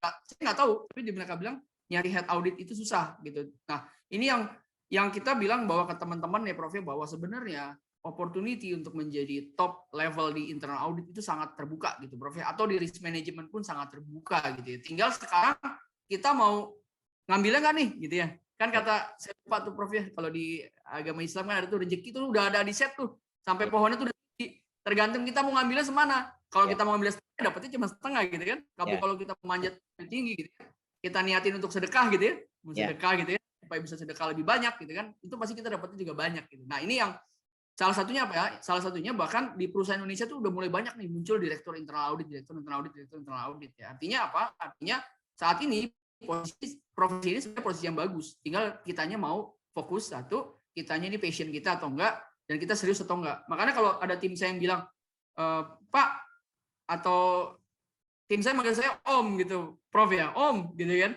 Saya nggak yakin audit. Saya bilang, udah kamu pindah aja, jangan di audit. Kasihan kamu, saya bilang. Kamu sukanya apa? Saya sukanya ini, HR misalnya kan. Oke, saya cari di HR, ada tempat nggak buat kamu di HR gitu. Nah, itu saya selalu tanya tuh Prof ke mereka, karena sayang gitu kan, kalau mereka nggak suka, mereka paksain, yang ada mereka kayak apa? Terjebak di hutan gitu, Prof. Iya, berat. Nggak bisa mau. Berat. Iya, itu. Apalagi penuh dengan tekanan, berat. Berat tuh, Prof. Tapi by the way, salah satu kunci. Kalau tahu ini saya tadi panggilnya bukan Pak Ferry ya, tadi saya panggilnya Oma aja tadi. Canda. Siap, Prof, siap. Lanjut. Siap. Iya, Prof, siap. Nah, memang salah satu program pengembangan tuh mau nggak mau tuh memang training gitu ya, atau ada on job training dan seterusnya. Tapi kalau menurut survei, Prof ya, dari yang kita baca gitu ya, memang yang paling banyak tuh ya untuk pengembangan itu ya dari training gitu ya, untuk supaya istilahnya apa ya, learn new skill ya, salah satunya training gitu yang efektif dan ada promotion dan seterusnya gitu ya. Nah, kalau di most value skill development, nah dia bilang tapi ya menurut survei yang ada ya, yang akan menambah skill lebih tinggi gitu ya, ternyata on the job experience. Nah, sebenarnya Prof kita punya project nih Prof sekarang ya, project untuk data analytics ya. Justru kita tanda kutip ya, agak-agak on the job experience. Kita banyak berkolaborasi dengan tim operation, tim site, gitu ya. Jadi bukan ngaudit, tapi kita punya tools audit, Prof. Tapi kita butuh masukan dari mereka, gitu. Karena mereka orang operasional, gitu ya. Kita butuh input, gitu ya. Ini yang plus minus, gitu. Bukan plus minus. Ini yang jadi poin positif ya. Teman-teman jadi banyak interaksi dengan orang operasional. Kalau udah interaksi adalah kita jadi trusted, orang percaya sama kita, karena kita udah membuka, gitu, Prof. Kita membuka. Ya, kalau polisi kami membuka seluas-luasnya orang internal audit diskusi dengan orang operasional seluas-luasnya gitu ya. Bahkan saya juga gitu, Prof. Kadang saya ketemu direktur saya cuma nanya, Pak, tipsnya Bapak sukses apa sih? Oh, baca buku, Fer. Kamu ini, kamu itu. Jadi diskusinya itu nggak cuma kerjaan juga, Pak. Saya juga diskusi tipsnya dia sukses apa, karena memang orang sukses itu ada patternnya, Pak. Gitu. Jadi mungkin kalau orang-orang ngomong gini, wah Pak Ferry enak ya, masih muda, ada sukses segala macam. Tapi mereka nggak tahu perjuangan kita meraih ke sini gitu Pak ya. Memang nggak ada yang instan Pak ya, semua ada yang lewat apa istilahnya, kalau orang bilang keringat dan darah lah, kira-kira kita udah lewatin lah Pak, udah lewatin fase itu gitu. Tapi artinya sih konsepnya satu sih Pak ya, bahwa memang prioritas kita bukan ngejar dunia, itu aja sih. Bukan, kita jangan dibuat salah ya dengan ngejar dunia gitu. Justru ngejarnya ya akhirat ya, pahala dan sedekah dan seterusnya, itu dulu tuh Pak. Ya, jadi salah satunya nih, ini salah satunya lagi ngejar akhirat nih. Nah, ini Pak. Sharing ilmu. Iya, ya Pak, betul Pak, betul Pak. Lanjut. Coba. Nah, ini salah satu langkah aja sih ya, buat bukan mempromosikan sertifikasi, tapi ini salah satu kita menaikkan value ya. Salah satunya ada QA di lokal, juga ada QA, jangan lupa. Terus ada CIA ya, kalau di pun passing rate-nya katanya masih rendah, tapi bukan berarti teman-teman nggak bisa ambil, itu aja ya. Teman saya teknik mesin ada terus CIA, nah itu satu tuh. CISA juga gitu. Saya sarjana ekonomi akuntansi bisa dapat CISA ya. Jadi jangan, istilahnya kalau sekarang tuh ada istilah growth mindset, Prof. Kita harus jadi mindset gitu ya, jangan membatasi. Saya orang akuntansi, saya nggak bisa belajar IT. Saya orang akuntansi, saya nggak bisa belajar engineering gitu. Bahkan sekarang saya pun belajar juga nih karena masuk pertambangan. Saya nanya-nanya engineering kayak supaya nggak longsor itu apa sih yang harus dilihat, supaya main plan-nya bagus, apa yang harus dilihat. Nah ini ya itu internal audit harus punya growth mindset, Prof. Nggak boleh tertutup, nggak boleh jadi introvert gitu ya. Dari mana cara kita mendapat ilmu ya kita harus cari sebanyak-banyaknya gitu dari teman-teman gitu, kira-kira itu, Prof. CFI juga begitu ya, Mas, ini bisa jadi opportunity juga buat kita untuk meningkatkan value gitu, Prof ya. Nah ini ada sertifikasi lain gitu ya, ada CRMA, ada Financial Risk Management, ada Ethical Hacker, CPA, dan ini si Prof saya lagi plan ngambil CFA nih, Prof. CFA. Ini jadi ya di luar scope audit sih, tapi artinya kita tetap ya value yang kita mau kasih ke perusahaan sih. Jadi artinya kan memang sekarang perusahaan kami lagi banyak akan melakukan corporate action yang tanda kutip, Prof ya, merger acquisition dan seterusnya gitu ya. Jadi membalancingnya ya paling enggak saya tahu dikit-dikit lah corporate value gimana, valuation dan seterusnya ya. Jadi ini planning sih, Prof. Planning sih. Keren. Aduh, saya juga bingung nih mau ambil apa, ini orang ini banyak banget ininya nih. Tapi memang inilah ya teman-teman yang dinamakan passion ya. Kalau udah passionnya, udah suka, udah seneng, kemudian apapun ditempuh ya.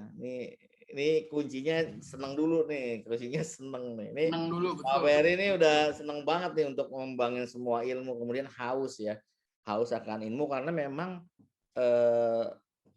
internal audit ini sudah masuk ya, ruhnya udah masuk bahwa internal audit itu sebagai konsultan gitu kan, sebagai konsultan. Gimana konsultan pengen ngasih advisor gitu ya, mau ngasih nasihat kalau dia nggak tahu ya, nggak tahu proses, nggak tahu apapun gitu ya. Nah, sekolah ini sebenarnya bukan untuk tampang-tampangan, cari pamer, cari sertifikasi, bukan, justru menambah lagi pengetahuan untuk tadi kedepannya kita bisa jadi advisor yang lengkap ya, lengkap. Jadi mau ngomongin marketing, ayo, ngomongin operasional, ayo, ya kan? Nah itu lengkap kita.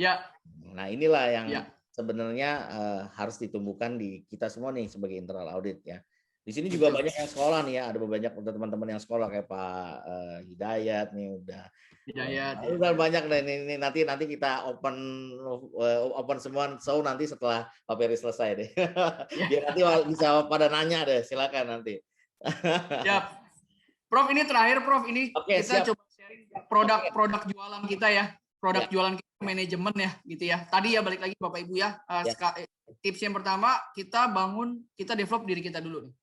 Kita memberi value ke diri kita dulu, itu satu ya. Nah yang kedua, setelah diri kita punya value, produknya apa nih? Orang kan nggak tahu produknya, Prof. Orang kan nggak tahu kita punya value kalau produknya nggak keluar. Kira-kira gitu, Prof ya. Betul. Nah ini mungkin gambaran aja yang bisa Bapak Ibu coba ya untuk sharing aja ya di perusahaannya masing-masing. Ini sebenarnya kami punya aplikasi tapi masih jauh dari sempurna lah ya. Tapi kami mau coba aja sharing aja ya Bapak Ibu. Jadi Prof, kami lagi buat project data analytics, Prof ya, menggabungkan metode deskriptif gitu ya, diagnostik kemudian preskriptif ya, dan prediktif analytics gitu ya. Nah, awal saya datang ke Buma, Prof ya, saya membawa ya yang di Astra kan kita udah punya continuous audit ya, menggunakan deskriptif analytics ya, Prof ya, gitu ya. Bikin Pak ini sementara kemarin kita manual, sekarang kita pakai ini gitu ya. Kita tunjukin nih misalnya kita pakai fuel, kita coba analisa risknya fuel gitu ya, kontrol audit fuel gitu ya. Kita datang ke manajemen, Prof, kita bikin Pak ini kita bikin ini sendiri nih. Kita nggak pakai konsultan nih, kita bikin sendiri gitu ya. Kita ngasih tahu nih fuel ini naik, fuel di salah satu set naik bulan Agustus segini, budget segini, aktual segini gitu ya. Kemudian kita bisa breakdown nih Pak per Oktober, terus kita bisa lihat lagi kegiatan apa aja yang menyumbang fuelnya paling boros tanda kutip gitu kan. Dari sini kita bisa ngelihat unitnya gitu ya. Baru kita bisa lihat tanggalnya sampai harinya gitu ya, di hari-hari mana fuel ini boros gitu. Nah, di manajemen saat itu sih ngomong gini gitu ya. Fer, saya nggak tahu ini borosnya kenapa. Gitu kan. Saya nggak tahu ini borosnya kenapa. Kamu cuma nunjukin deskriptif aja. Lah memang Pak, ini deskriptif analytics gitu kan. Oh, oke. Kamu bisa bikin lebih dari ini nggak? Gitu. Itu challenge tuh. Satu, saya bilang, oke Pak, ini kita coba detailin. Ini belum selesai, kita akan detailin. Nah, tapi kita habis itu langsung masuk ke area prediktif. Gitu ya. Prediktif analytics kita nih, Prof. Jadi kita bikin sendiri juga nih. Ini kita bikin sendiri awalnya. Kita jualan lagi nih ke manajemen, Pak, kita punya namanya prediktif analytics. Cuman ini masih jauh dari apa ya? Jauh dari sempurna gitu ya. Konsepnya tuh kami ingin berusaha Pak memberitahu teman-teman kami yang di site bahwa kalian tuh harus manage control. Kalau nggak kalian manage control, bulan depan fuel kalian naik loh. Naiknya sekian. Nah, jadi ini ceritanya Pak, mimpi kami gitu Pak ya. Kami melakukan predik risk di bulan depan Pak. Oke, jadi misalnya kami analisa bulan misalnya Pak ya, kalau ini Juli, berarti akhir Juni kita sudah mempredik fuel buat akhir Juli. Misalnya gitu.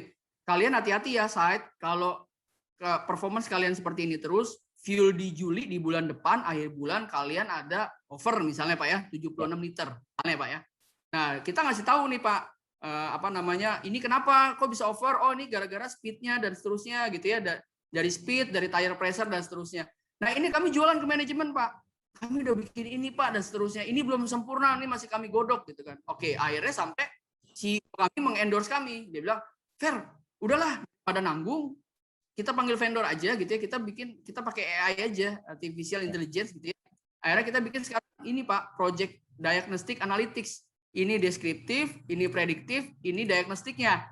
Kalau tadi masih nggak tahu ini naiknya kenapa, sekarang kita udah mulai tahu ini naiknya karena misalnya Pak ya, karena payloadnya di bawah standar. Ini karena kecepatan nambangnya di bawah target dan seterusnya. Nah, ini diagnostik. Nah, ini kita masih bisa dalemin Pak. Misalnya contoh, kenapa gitu ya? Kenapa speednya ini cuma 37%, harusnya 90%. Kenapa gitu ya? Nah, ini kita udah mulai coba menganalisa secara detail Pak ya. Contoh nih, kita punya namanya kenapa speed nggak dapat? Berarti kan karena jalanannya Pak. Kalau ditambang karena jalanannya nggak bagus. Nah, kita punya namanya report diagnostik Pak ya. Ini belum selesai gitu ya. Cuman ini kita bisa tracking Pak, jalanan mana yang boros fuel-nya. Nah, ini udah detail banget. Ini udah menuju root cause. Kalau ditanya ini udah root cause, belum. Karena ini masih baru 3 layer Pak. Kita harus turunin 1-2 layer lagi bisa biar jadi dapat root cause-nya. Tapi paling tidak, kita udah dapat diagnostiknya Pak, jalan mana yang menimbulkan pemborosan fuel yang tinggi gitu ya. Nah, ini contoh di segmen sekian gitu ya. Ininya segini apa, fuel rate-nya 0,4, 0,2. Nah, ini yang kita deliver ke manajemen Pak. Ini yang kita deliver ke manajemen gitu ya. Jadi manajemen trust juga nih. Jadi kita sendiri Pak. Jadi gini, biasanya kan teman-teman audit tuh ketinggalan Pak dalam teknologi transformation tuh ketinggalan. Kita cuma jadi penonton biasanya. Nah, kita menolak seperti itu. Internal audit di Buma dan Risk Advisory menolak seperti itu. Jadi kita pengen juga digital transformation, tapi nggak ikut-ikutan, Pak. Tapi nggak ikut-ikutan. Nggak cuma keren-kerenan, tapi kita biar ada value gitu ya. Akhirnya ya salah satunya ini. Kita bisa ngasih ke manajemen ya. Kita ini jadi continuous monitoring, Pak, ke depannya. Bahwa nanti manajemen tahu. Ya kira-kira di jalan segmen berapa, jalanan area berapa yang fuel-nya boros gitu ya. Maka mereka harus melakukan action nih gitu ya, karena nih kayak misalnya fuelnya tinggi nih Pak nih, rata-rata harusnya di garis ini tapi ini tinggi sendiri. Nah, ini ada apa gitu. Nah, tapi balik lagi ini belum masuk root cause gitu, karena memang kita ini project harus diselesaikan sampai kita ketemu namanya root cause, nanti menuju preskriptif, Pak. Kalau bicara preskriptif, nantinya kan harapannya kita di drive tuh udah by komputer lah, tanda kutip. Ini jalanannya tinggi, nanti keluar nih rekomendasi. Rekomendasi online, Pak. Itu yang jalanin komputer. Jalanan tinggi kamu harus ratain sekian derajat, kamu harus tambah alat perata ini berapa, speednya harus dinaikin berapa. Jadi benar-benar kalau kita datang ke dokter, Prof, udah dikasih resep sama dia.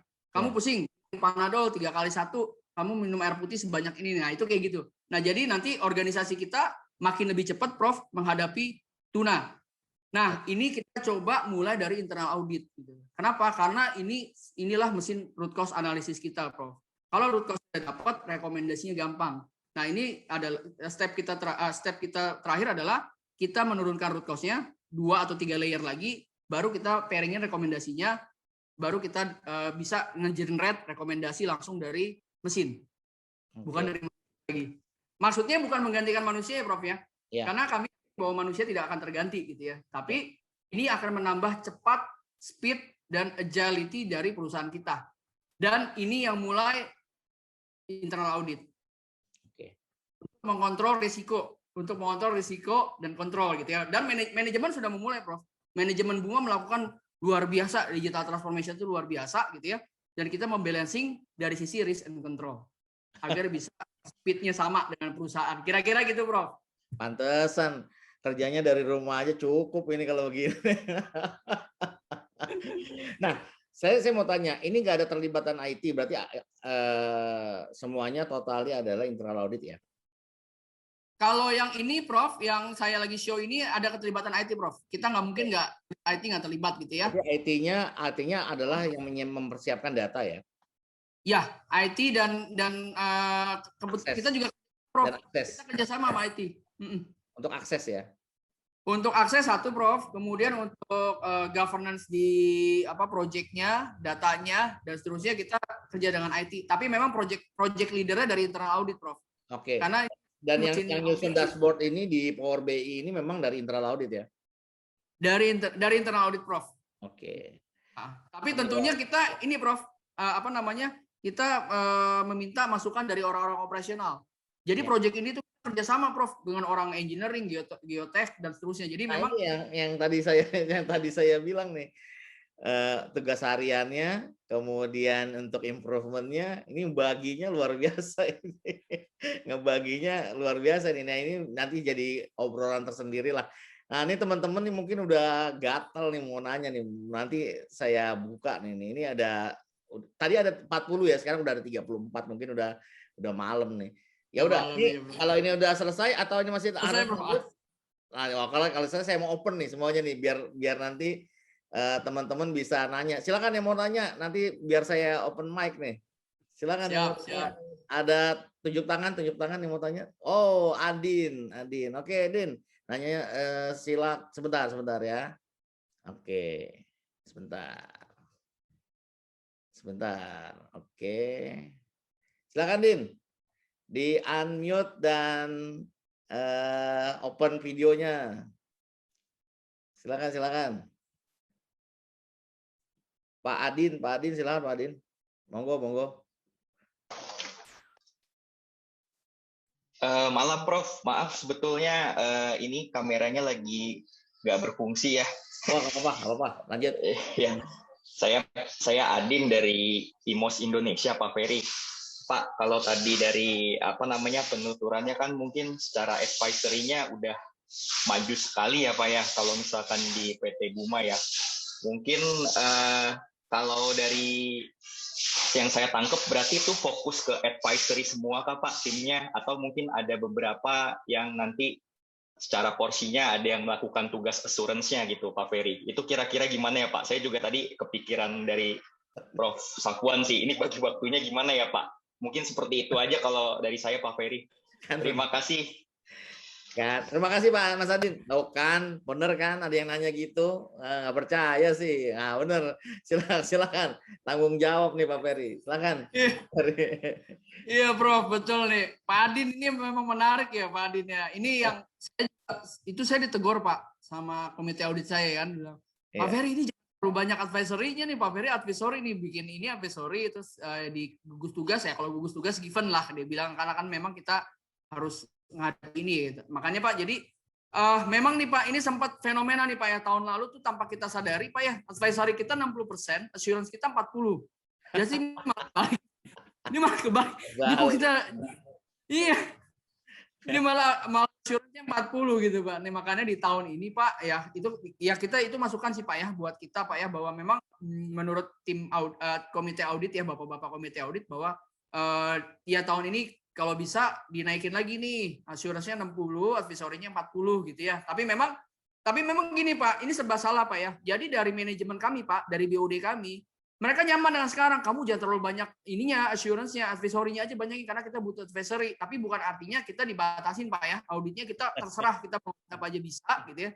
Tapi memang saat ini menurut manajemen membutuhkan advisory-nya nih dari internal audit gitu Pak Safwan. Jadi memang kadang kami eskalasi ke komite audit bilang udahlah Pak 50-50 aja. Jangan sampai assurance-nya hilang atau assurance-nya lebih kecil, biar gimana kan assurance-nya kita harus balance. Nah, itu terus terang sih Prof ya. Ini kadang kita sama Prof. Di sini manajemen mintanya ini karena udah ya senang gitu Prof, karena waktu hours kita advisory buat mereka ngebantu tanda kutip ya Prof ya. Di sisi lain atasan kami komite audit, oh jangan begitu Pak, harus balance ya. Udah, jadi sekarang kita balancingnya aja sih Prof. Ini udah kadang disukai begini nih.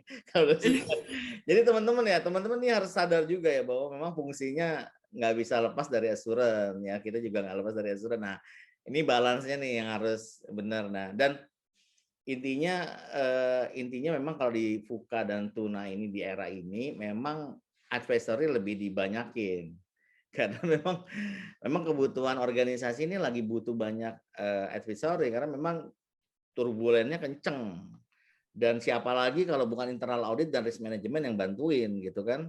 Nah, ini yang harus dimengerti teman-teman internal audit juga, dan memang harus di sounding juga ke komite audit Pak. Ya. Ini lagi kenceng nih turbulennya. Jadi kita harus merubah paradigma dulu sedikit gitu ya untuk bantuin gitu ya. Oke, ini menarik kan, betul jadi pertanyaan. Ada yang lain nggak? Silakan. Betul. Silakan, ada yang mau nanya nggak? Silakan. Iya. Resen. Nanti saya open mic dan silakan. Pak Rahmat mungkin, Pak Rahmat, Pak Bagus. Wah, ini mentor semua nih semuanya nih. Wah, senior saya semua nih. Silakan. Ada yang mau tanya mungkin? Oh, kayaknya malu-malu nih Pak Ferry. Nanti mungkin ya japri aja ke Pak Ferry kali ya. Oke. Ini Pak Pambudi nih Pak Prof nih. Resen nih. Ini Pak Pambudi ini nggak boleh nanya, harusnya ngasih solusi ini dia. Ini senior kita ini. Ini bukannya ini dia nih, salah ini kalau dia nanya ini. Monggo Pak Pambudi, monggo Pak. Malam, assalamualaikum warahmatullahi wabarakatuh, Pak Ferry, Pak Safwan. Gini Pak, mungkin dilema juga ya. Tadi ada yang masalah assurance sama advisory ya. Idealnya berapa sih Pak sebenarnya Pak ya? 60, 30, 40 atau berapa persen? Karena saya juga ngalamin juga kondisi di kantor yang ini perusahaannya family business baru 2019 ke TPK. Kalau dibilang saya pertama kali ngaudit, saya tanya struktur organisasi nggak ada, job desk nggak ada. Jadi saya lebih banyak membimbing mereka untuk membuat HR-nya aja juga. Struktur organisasi kayak apa Pak ya? Loh, saya jadi bingung. Job desk saya harus buat Pak ya. Aduh, ya udah. Akhirnya saya ambil mungkin yang saya lakukan per 2020 ke 2021 ini lebih banyak 30. Assurance mungkin 30% Pak. Iya. Advisory-nya 70% karena kondisinya seperti itu. Saya minta pendapat Pak Ferry atau Prof Safwan, berapa sih idealnya di best practice itu? Karena kita kalau saya lihat sebagai auditor kan mungkin penekanannya ke assurance mungkin lebih banyak gitu. Katakan 70-30 lah mungkin idealnya menurut saya pribadi ya. Tapi saya belum pernah melihat referensi yang dari akademik berapa. Itu aja pertanyaannya. Makasih. Terima kasih. Ini ini sebenarnya nanyanya ke Pak Ferry nih, karena dia yang lagi bicara. Kalau saya besok ditanyanya. Jangan. Pak Ferry, monggo Pak Ferry. Iya. Ya Pak Budi ya Pak. Saya coba jawab Pak ya. Saya tahu Pak ya. Jadi katanya bisa berdasarkan ini Pak, maturity dari organisasi. Katanya. Jadi kalau organisasinya belum mature, kita lebih banyak assurance. Ini betul. Literatur Pak ya. Betul. Ini tolong koreksi Prof ya kalau ada klik. Betul Bang, betul. Betul Pak Ferry, betul. Mati.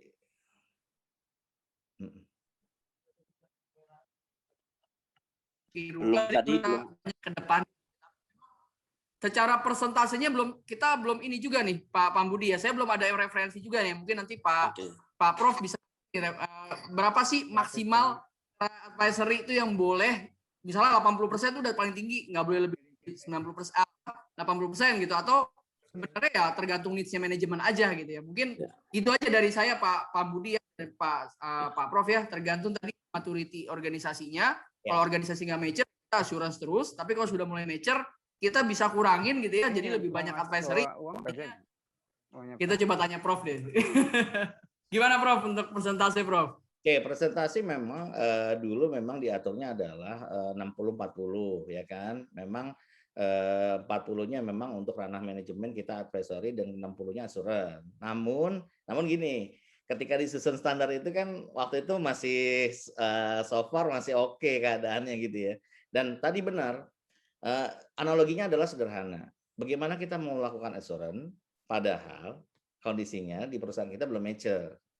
Jadi ini yang harus pakemnya yang harus dikuatkan dulu nih. Kita sama lah istilahnya gini. Bagaimana kita mau membuat temuan, kriterianya aja kita belum ada gitu ya. Ya kriteria tadi buat rekomendasi, buat job desk, buat aturan, SKM, apapun lah itu SOP dan yang lain sebagainya nanti kita bisa untuk mengukur ketika kita melakukan assurance. Nah, itu benar. Advisory dilakukan dulu. Nah, ketika organisasi belum mature, lakukan advisory sampai itu mature. Nah, mature-nya sampai kapan? Sampai batasannya memang di referensi tidak ada gitu ya. Namun memang sampai nanti itu yang kita akomodir dengan risk. Kita coba kaitkan ini dengan resikonya. Nah, kalau semua resiko yang sudah ada kita bisa capture dalam satu job desk, SOP dan yang lain, nah itu kita bisa lakukan assurance gitu ya. Nah, ini yang harus dibangun dulu Pak Budi untuk bisa kita melakukan assurance. Itu ya. Oke. Terima kasih Prof Safwan. Dilakuin aja nggak apa-apa Pak. Ya lakuin aja sampai thank you, sampai nanti akan mature dengan sendirinya. Oke. Terima kasih Pak Budi waktunya. Oke, terima kasih. Ada yang lain tadi Pak Awe ya yang mau tanya tadi ya. Siapa tadi yang mau tanya? Monggo yang mau tanya open mic. Siapa raise hand kalau ada yang mau tanya. Oh, iya Pak Rama nih. Monggo sebentar saya bukain dulu Pak. Oke. Monggo Pak Rama. Silakan. Assalamualaikum Pak Safwan, Pak Ferry. Waalaikumsalam. Ya, perkenalkan Pak, saya Rahman dari Internal Audit Krakatau Steel. Kalau sama Pak Safwan dulu saya diajarin di QIA TI 2 ya Pak ya. Aduh, malu. Jangan ngomong Pak Ferry. Jangan ngomong di sini ada Pak Ferry, malu. Ini guru kita juga ini. Kalau ini Pak Ferry, saya kebetulan dapat info dari Pak Budi, anak buahnya Pak Ferry dulu di Internal Audit ya di Buma. Iya. Jadi kebetulan Pak Budi ngundang kita semua nih yang seangkatan manajerial, kita lagi ini ceritanya sekalian kumpul-kumpul. Ikut di orasi. Masya Allah, iya. Alhamdulillah. Ya. Tapi ini nggak ada soal loh. Ini nggak ada soal ya. Jadi. Siap. Aduh, izin dulu nih Pak Prof, tidak nyalain kamera nih, berhubung kondisi dan keadaan. Oke, monggo nggak apa-apa. Monggo. Ya mungkin langsung ke Pak Ferry Pak. Pertanyaannya tadi yang saya menarik itu masalah PIC auditor ya. Mungkin bisa dijelasin Pak itu mekanismenya seperti apa? Apakah ada penunjukan gitu ke mereka berupa surat tugas dari direksi atau seperti apa? Terus apakah mereka juga dapat apa ya dalam tanda kutip semacam insentif karena membantu SPI gitu? Dan terus mungkin yang tadi terkait assurance sama advisory, kalau dari segi pendekatan KPI-nya sendiri di internal audit di Buma itu seperti apa Pak perbandingan di KPI-nya sendiri gitu. Mungkin itu juga bisa jadi gambaran buat kita Pak di internal audit yang lain. Itu aja Prof. Sementara Pak Ferry, terima kasih. Makasih ya, Pak Rama, makasih ya. Terima kasih Pak Rama. Oke Pak Rama, makasih Pak, pertanyaannya luar biasa, menarik ya Pak. Yang pertama Pak, kami mekanismenya ada surat penunjukan sih Pak, PIC auditor itu ya di project manager masing-masing menunjuk. Jadi dari HO dulu Pak nih, dari BOD Pak ya, ada suratnya gitu ya, memonya bahwa harus auditor site bahwa site harus menunjuk PIC ya, kita bilang bukan auditor tapi PIC audit untuk mengaudit protokol COVID, itu satu. Kemudian ya itu kita kumpulin orang ya, kita briefing, kita training, kasih pelatihan, kasih working paper, kita buatin audit program, report kita standarin, kemudian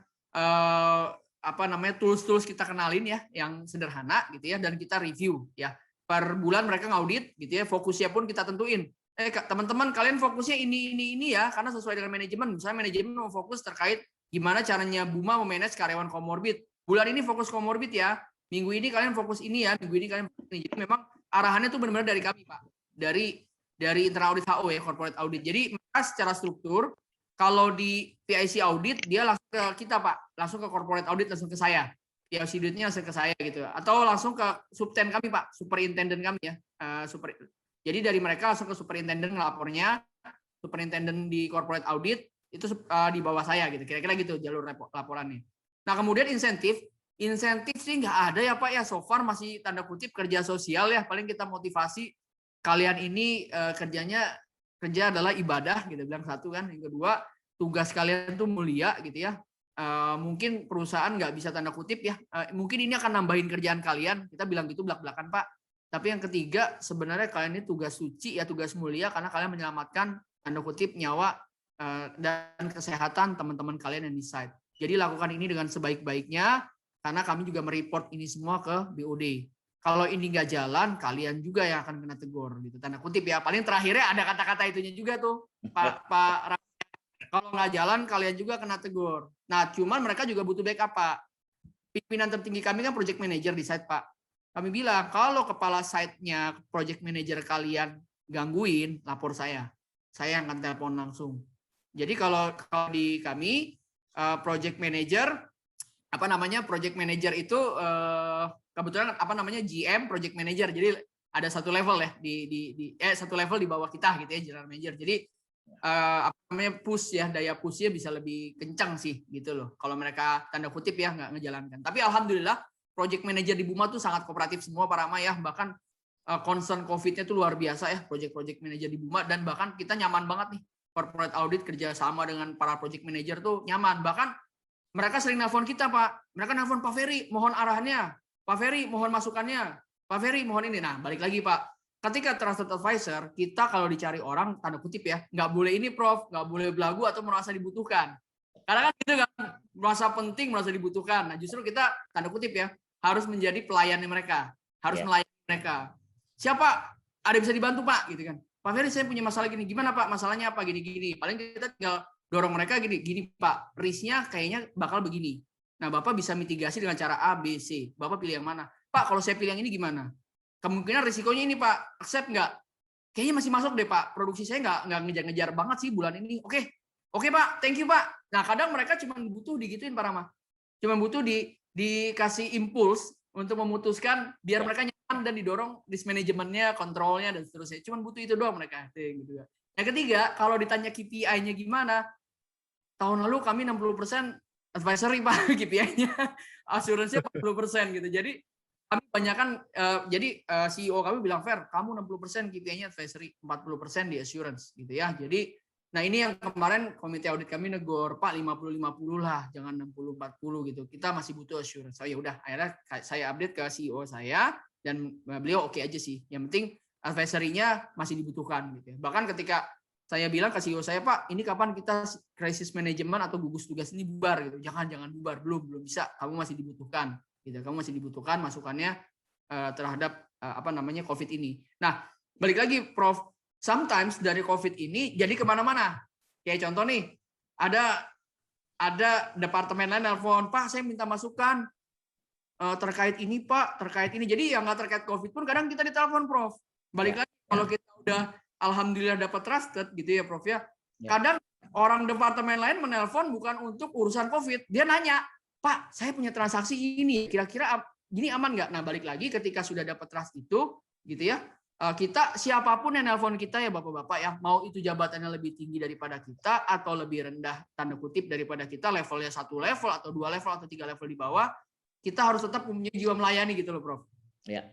Sama, perlakukan orang sama gitu ya, mau dia lebih tinggi atau 3 level di bawah kita atau dia cuma staff biasa, kita perlakukannya sama. Dia customer kita. Itu Prof, itu yang saya belajar di Astra itu. Siapapun yang nyari kamu itu customer kamu. Jangan kamu merasa lebih tinggi gitu ya, lebih merasa jabatan saya lebih tinggi, jabatan saya lebih oke. Nggak ada waktu, nggak ada ini, nggak ada kesempatan, nggak ada waktu. Bahkan itu Prof, saya open, misalnya ada orang HR gitu, staff HR nelfon, Pak, saya mau ini gimana? Oh gimana? Ada yang bisa saya bantu? Gini Pak, story-nya gini-gini gitu. Jadi kita tuh jadi kayak terkenal tanda kutip problem solver kira-kira gitu. Itu yang harus kita punya. Semoga menjawab ya Pak Rama. Terima kasih Pak Ferry, Pak Sapuan. Ini ada yang nanya lagi nih sebenarnya. Cuman memang waktunya nih kan terbatas ya. Udah Pak Ferry udah janjiannya sampai jam 9:30 sebenarnya. Aman Pak, aman. Ini karena ada yang aman, Prof, saya batasi. Tapi satu nih ada Rama nih, udah raise hand nih. Rama Buntoro. Pak Rama, open mic. Monggo Pak. Satu lagi pertanyaan. Oke. Terima kasih Pak Ferry, Pak Prof. Silakan, saya Rama juga kebetulan namanya. Iya, saya juga pernah lihat Pak Rama ini. Oh iya, waktu kita datang ke IPI ya Pak. Mohon izin Pak. Monggo. Oke, terima kasih ya Pak Safwan, Pak Ferry. Jadi sebenarnya mau tertarik sih dengan konteks tadi ya, advisory sama assurance ya. Jadi mungkin dari sisi advisory kali, kadang-kadang mungkin dari pengalaman saya juga kadang-kadang ketika kita ngasih advisory itu tanda kutip ya, kita suka terjebak dengan kata audit begini, padahal saya udah katakan bahwa kita hanya sajikan secara risk perspektif ya, secara risk kita sajikan seperti ini, kita arahkan mungkin yang kayak tadi Pak Ferry bilang ya, jadi kita telepon sama siapapun, dia tiba-tiba nelpon, terus dia cerita dengan masalah dia, terus kita arahkan bahwa menurut saya dari sisi audit risk perspektifnya ini, kita kasih option A, B, C misalkan, terus dia udah oke, aman, terus tiba-tiba entah gimana dalam meeting, kata audit oke, boleh, padahal itu kan sesuatu yang harus diambil tanggung jawab oleh si process owner. Nah mungkin nggak tahu, ini mungkin challenge-nya adalah bagi kita gimana ya kita membalancing advisory dengan independence kita sebagai audit. Jadi tanda kutip kita nggak terjebak, karena jujur saya pernah tuh dalam situasi yang kenapa jadi kata audit gitu kan, ini kan situasi yang terjadi di lapangan anyway. Nggak tahu, mungkin Pak Ferry kira-kira ada pengalaman apa, karena saya pernah mengalami Pak, jadi ada situasi yang gimana dia telepon, saya saya open dan saya mungkin juga alamater dengan Pak Ferry ya, di kampus sebelumnya ya sama ya, di Astra gitu ya, jadi memiliki kampus biru Pak. Ini yang tadi saya agak sedikit lain ya, bahwa ketika kita di Astra ini mature ya. Ketika di organisasi lain tuh banyak sekali yang harus kita improve gitu ya. Itu. Nah ini. Dan tadi benar Pak Rama, benar nih Pak Ferry. Gimana nih caranya nih? Kita tapi kita juga tidak nanti yang disalahin ya Pak Rama ya. Itu kata internal audit oke tuh katanya. Challenge sih Pak, itu challenge sih. Challenge, betul Pak Rama. Oke, silakan. Thank you Pak Rama ya, Pak Prof ya. Jadi memang gini, gini Pak Rama, Prof ya. Jadi memang sometimes kita jadi dilema ya, Prof ya. Jadi paling kita bilang gini, Pak, ingat ya, ini tanggung jawabnya di Bapak. Kami hanya sebatas memberikan advisory ya, bukan Bapak harus ngikut kami, Bapak harus enggak. Kita selalu bilang gitu Pak. Ketika di meeting dengan BOD, meeting dengan project manager dan manajemen ya, saya selalu bilang seluruh keputusan yang diambil site adalah tanggung jawab site. Kami hanya sebatas memberikan advisory. Perlu dipahami di situ. Nah, kami selalu bilang gitu. Perlu dipahami di situ. Seluruh aktivitas itu adalah tanggung jawabnya site. Manajemen kontrol, bukan audit kontrol. Itu beda. Saya bilang. Akhirnya mulailah terjadi kesepemahaman nih. Jadi kalau ada apa-apa, kita bilang, kita belak-belakan. Kalau kami di Buma belak-belakan. Kalau Bapak itu ngambil, ya silakan aja. Bapak kalau ngikutin saya pun, kalau salah Bapak jangan nyalain saya, karena tanggung jawabnya di Bapak. Gitu loh. Karena saya hanya bisa memberikan advice gitu ya. Tapi jujur ya Pak Rama ya, kadang kita di gugus tugas tuh memang ada satu hal yang orang tuh kadang-kadang bingung kali ya. Karena kan saya tahunya di struktur Pak Ferry putusin dong gini. Nggak bisa, saya nggak bisa putusin. Saya audit gitu kan. Saya cuma bisa ngasih gini-gini. Tapi walaupun itu, kadang saya gemes juga, Prof. Ini lama banget nih, kayaknya saya pengen mutusin aja. Lama banget nih.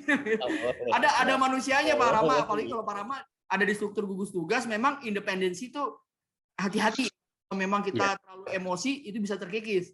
Karena ada satu momen di mana ini harusnya menurut Pak Rama, ini keputusannya kan gini aja, kok ribet banget, kok lama banget, saya putusin juga. Sometimes gitu, Prof. Itu yang bikin kita ngerasa, kadang kita begini, Prof. Gua lepasin juga nih baju audit, gemes banget nih ke baju audit kan gitu Prof gitu. Karena sometimes tuh tim saya ngingetin, sabar Om, sabar. Udah sabar ya mau di manajemen. Enggak, cuman kadang saya siap sih karena kayaknya lama banget gitu, cuma mutusin ini kok lama gitu ya. Itu sih. Tapi ya itu Pak Rama ya perlu di open sih, perlu di open gak cuma di satu Pak ya, tapi di seluruh manajemen. Mungkin kalau Pak kesempatan diskusi di manajemen BOD ya dan kalau manajemen lain langsung sampaikan seluruh keputusan, seluruh masukan yang kami sampaikan tanggung jawabnya di Bapak semua, bukan di kita. Itu kira-kira gitu. Thank you Pak Ferry, thank you Pak Prof. Ya, jadi memang jangan disalahartikan bahwa ketika kita melakukan episode kita juga lupa kasih pesan ke mereka bahwa memang kita ini cuma dampingi, kita ini tugasnya terakhir adalah tetap assurance, adalah mengaudit ujungnya nanti mengaudit dan biar mereka nggak kecewa, mending memang dari awal terus terang bahwa memang pendampingan ini memang ekstra bonus, istilahnya ekstra dari kita untuk mendampingi. Nanti kalau bapak-bapak tadi melakukan kesalahan, tentunya kita juga harus ngambil tindakan karena bapak sudah salah dalam ini. Nah, adapun saran-saran dari kita ya memang itu tugas kita gitu. Audit pun tugasnya kita. Jadi manfaatkan momen-momen kedekatannya dengan memberikan awareness kepada mereka bahwa kita memang sometimes akan mengaudit mereka. Itu ya Pak Rama ya. Makasih Prof, makasih Pak Ferry. Itu aja. Thank you, Pak Rama. Di chatting ini ada Pak Bagus mau nanya. Saya pikir kalau Pak Bagus nanya itu ngasinin air laut gitu ya. Jadi nggak usah nanya. Ya nanti saya undang, jadi jangan usah nanya, nanti aja diundang, tenang aja. Ini nggak sabar juga nih. Oh, ini ada yang raise hand sebentar. Ini nggak boleh. Kalau nanti dia nggak diakomodir, nanti saya masalah nih. Oke, silakan Pak Rahmat, open mic. Ini kepala internal auditnya dari TPK Koja. Open mic, silakan Pak Rahmat, sama open video, silakan Pak Rahmat. Assalamualaikum warahmatullahi wabarakatuh, Prof. Waalaikumsalam warahmatullahi wabarakatuh. Ikut-ikutan ya, saya izin live dulu ya. Salah ya. Saya takut disidak ini. Silakan, monggo Pak Rahmat. Saya izin videonya mati ya, karena laptopnya low spec. Oh gitu. Oh iya beda yang punya saya. Oh iya, maaf. Emang. Monggo Pak Rahmat. Mohon izinnya Pak untuk bertanya. Kayaknya Pak Ferry ini angkatan 86 juga, jadi kira-kira kita seumuran gitu ya. Jadi pertanyaan saya lebih kepada bagaimana kita kan sebagai internal audit akan berlaku sebagai trusted partner ya Pak ya kepada manajemen gitu. Terutama kita kan di layarnya direktur.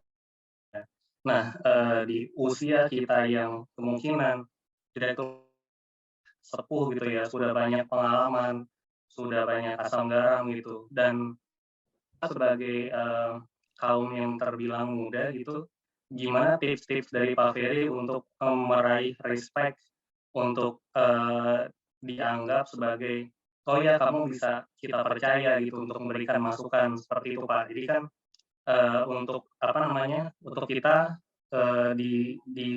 ditempatkan setara dengan manajemen seperti itu. Itu aja Pak Ferry, Pak Prof. Terima kasih ya.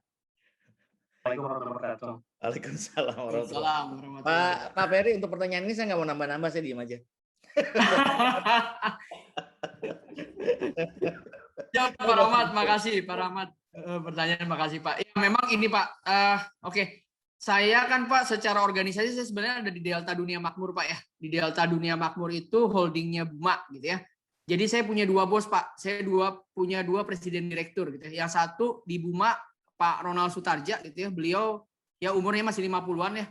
Beliau cukup energik gitu ya, cukup melek teknologi dan luar biasa. Buat saya luar biasa ya. Bahkan kalau kita mau ngupdate ke Pak Ronald tuh kita udah nggak bisa tidur dulu ya. Karena kita kan mikirin dia akan nanya dari mana dan dari mana. Karena beliau tuh analytics banget gitu ya. Jadi kita memahami bahwa Pak Ronald ini orangnya senang data.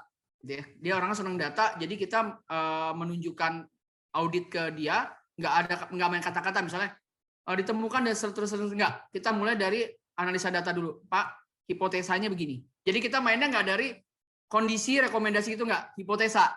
Hipotesa kita audit ke site tuh begini Pak. Hipotesa begini. Misalnya pemakaian view-nya tinggi, hipotesa begini. Dan hipotesa kita di lapangan itu begini. Nah, data analitis yang kita mainin seterusnya seperti ini. Hubungan regresinya begini, terus kemudian secara time series analisis dan terus. Jadi kita banyak mainin analytics ya. Data analitis itu kita banyak mainin gitu ya. Jadi kita baru kasih tahu temuannya ini, Pak. Oh, oke, berarti gini-gini. Nah, satu ya, berarti kita harus mappingin dulu nih Pak Rahmat dari tadi ya BOD kita. Nah, di Delta Dunia BOD saya Pak Hagianto Kumala. Itu Pak Rahmat harusnya tahu tuh, itu legend di Astra tuh Pak. Pak Hagianto Kumala tuh pernah menyelamatkan waktu Astra lagi goyang dan United Tractors lagi goyang. Beliau tuh sangat legend banget lah di Astra. Beliau tuh udah senior 75 tahun, 76 something ya kalau nggak salah umurnya. Nah, beliau tuh dulu orang audit gitu ya dan sebenarnya beliau tuh tergantung orangnya ya Pak Rahmat ya. Tapi kalau orang yang senior kita biasanya beliau lebih banyak cerita. Kita dengerin dia cerita, Pak, ini finding auditnya ini. Oh, dulu tuh harusnya begini. Nah, kita dengerin aja dia cerita gitu kan. Tapi kita juga masukin dengan pesan kita. Oh, jadi gini ya, Pak. Maksudnya kalau dikaitkan dengan kasus ini, gitu, berarti ini. Iya, fair. Kamu harusnya begini. Nah, kalau saya sih merasa bahwa ya tadi, Pak ya, audiensnya kita baca dulu gitu. Jadi Bapak harus mengenali atasan Bapak tuh kayak gimana tipikalnya. Khawatir kalau saya bilang atasan saya senior betul 75 tahun gitu ya. Dia tipikalnya begini, saya takut beda sama atasannya Pak Rahmat atau atasannya Bapak Ibu semua di sini. Karena beda-beda Pak. Ada yang kalau Pak Hagianto tuh orangnya realistis. Orangnya lebih kepada oke, temuannya apa? Kamu kasih ini apa? Mana evidence-mu? Mana bukti ini signifikan? Mana ini material? Ya kan? Kalau kita bisa dapat challenge, bisa jawab challenge saya dia, Pak ini. Oke, fair, saya percaya.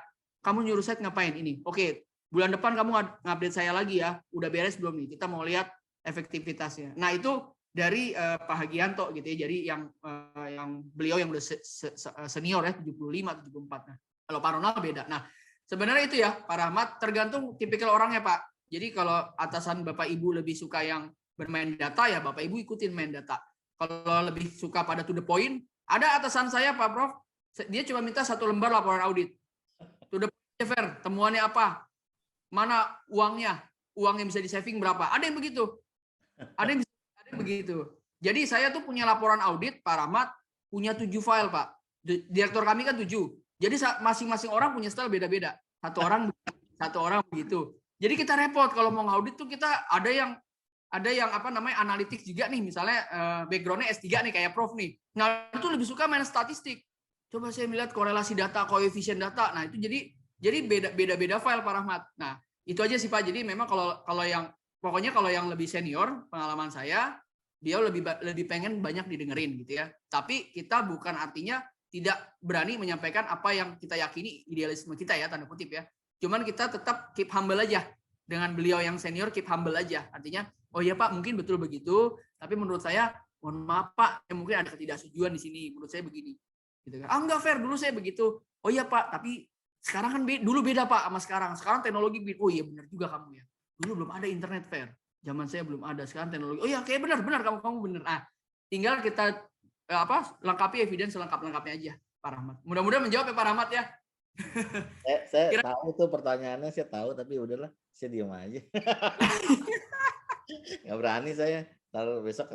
Tapi Pak Rahmat banyak ketemu Pak.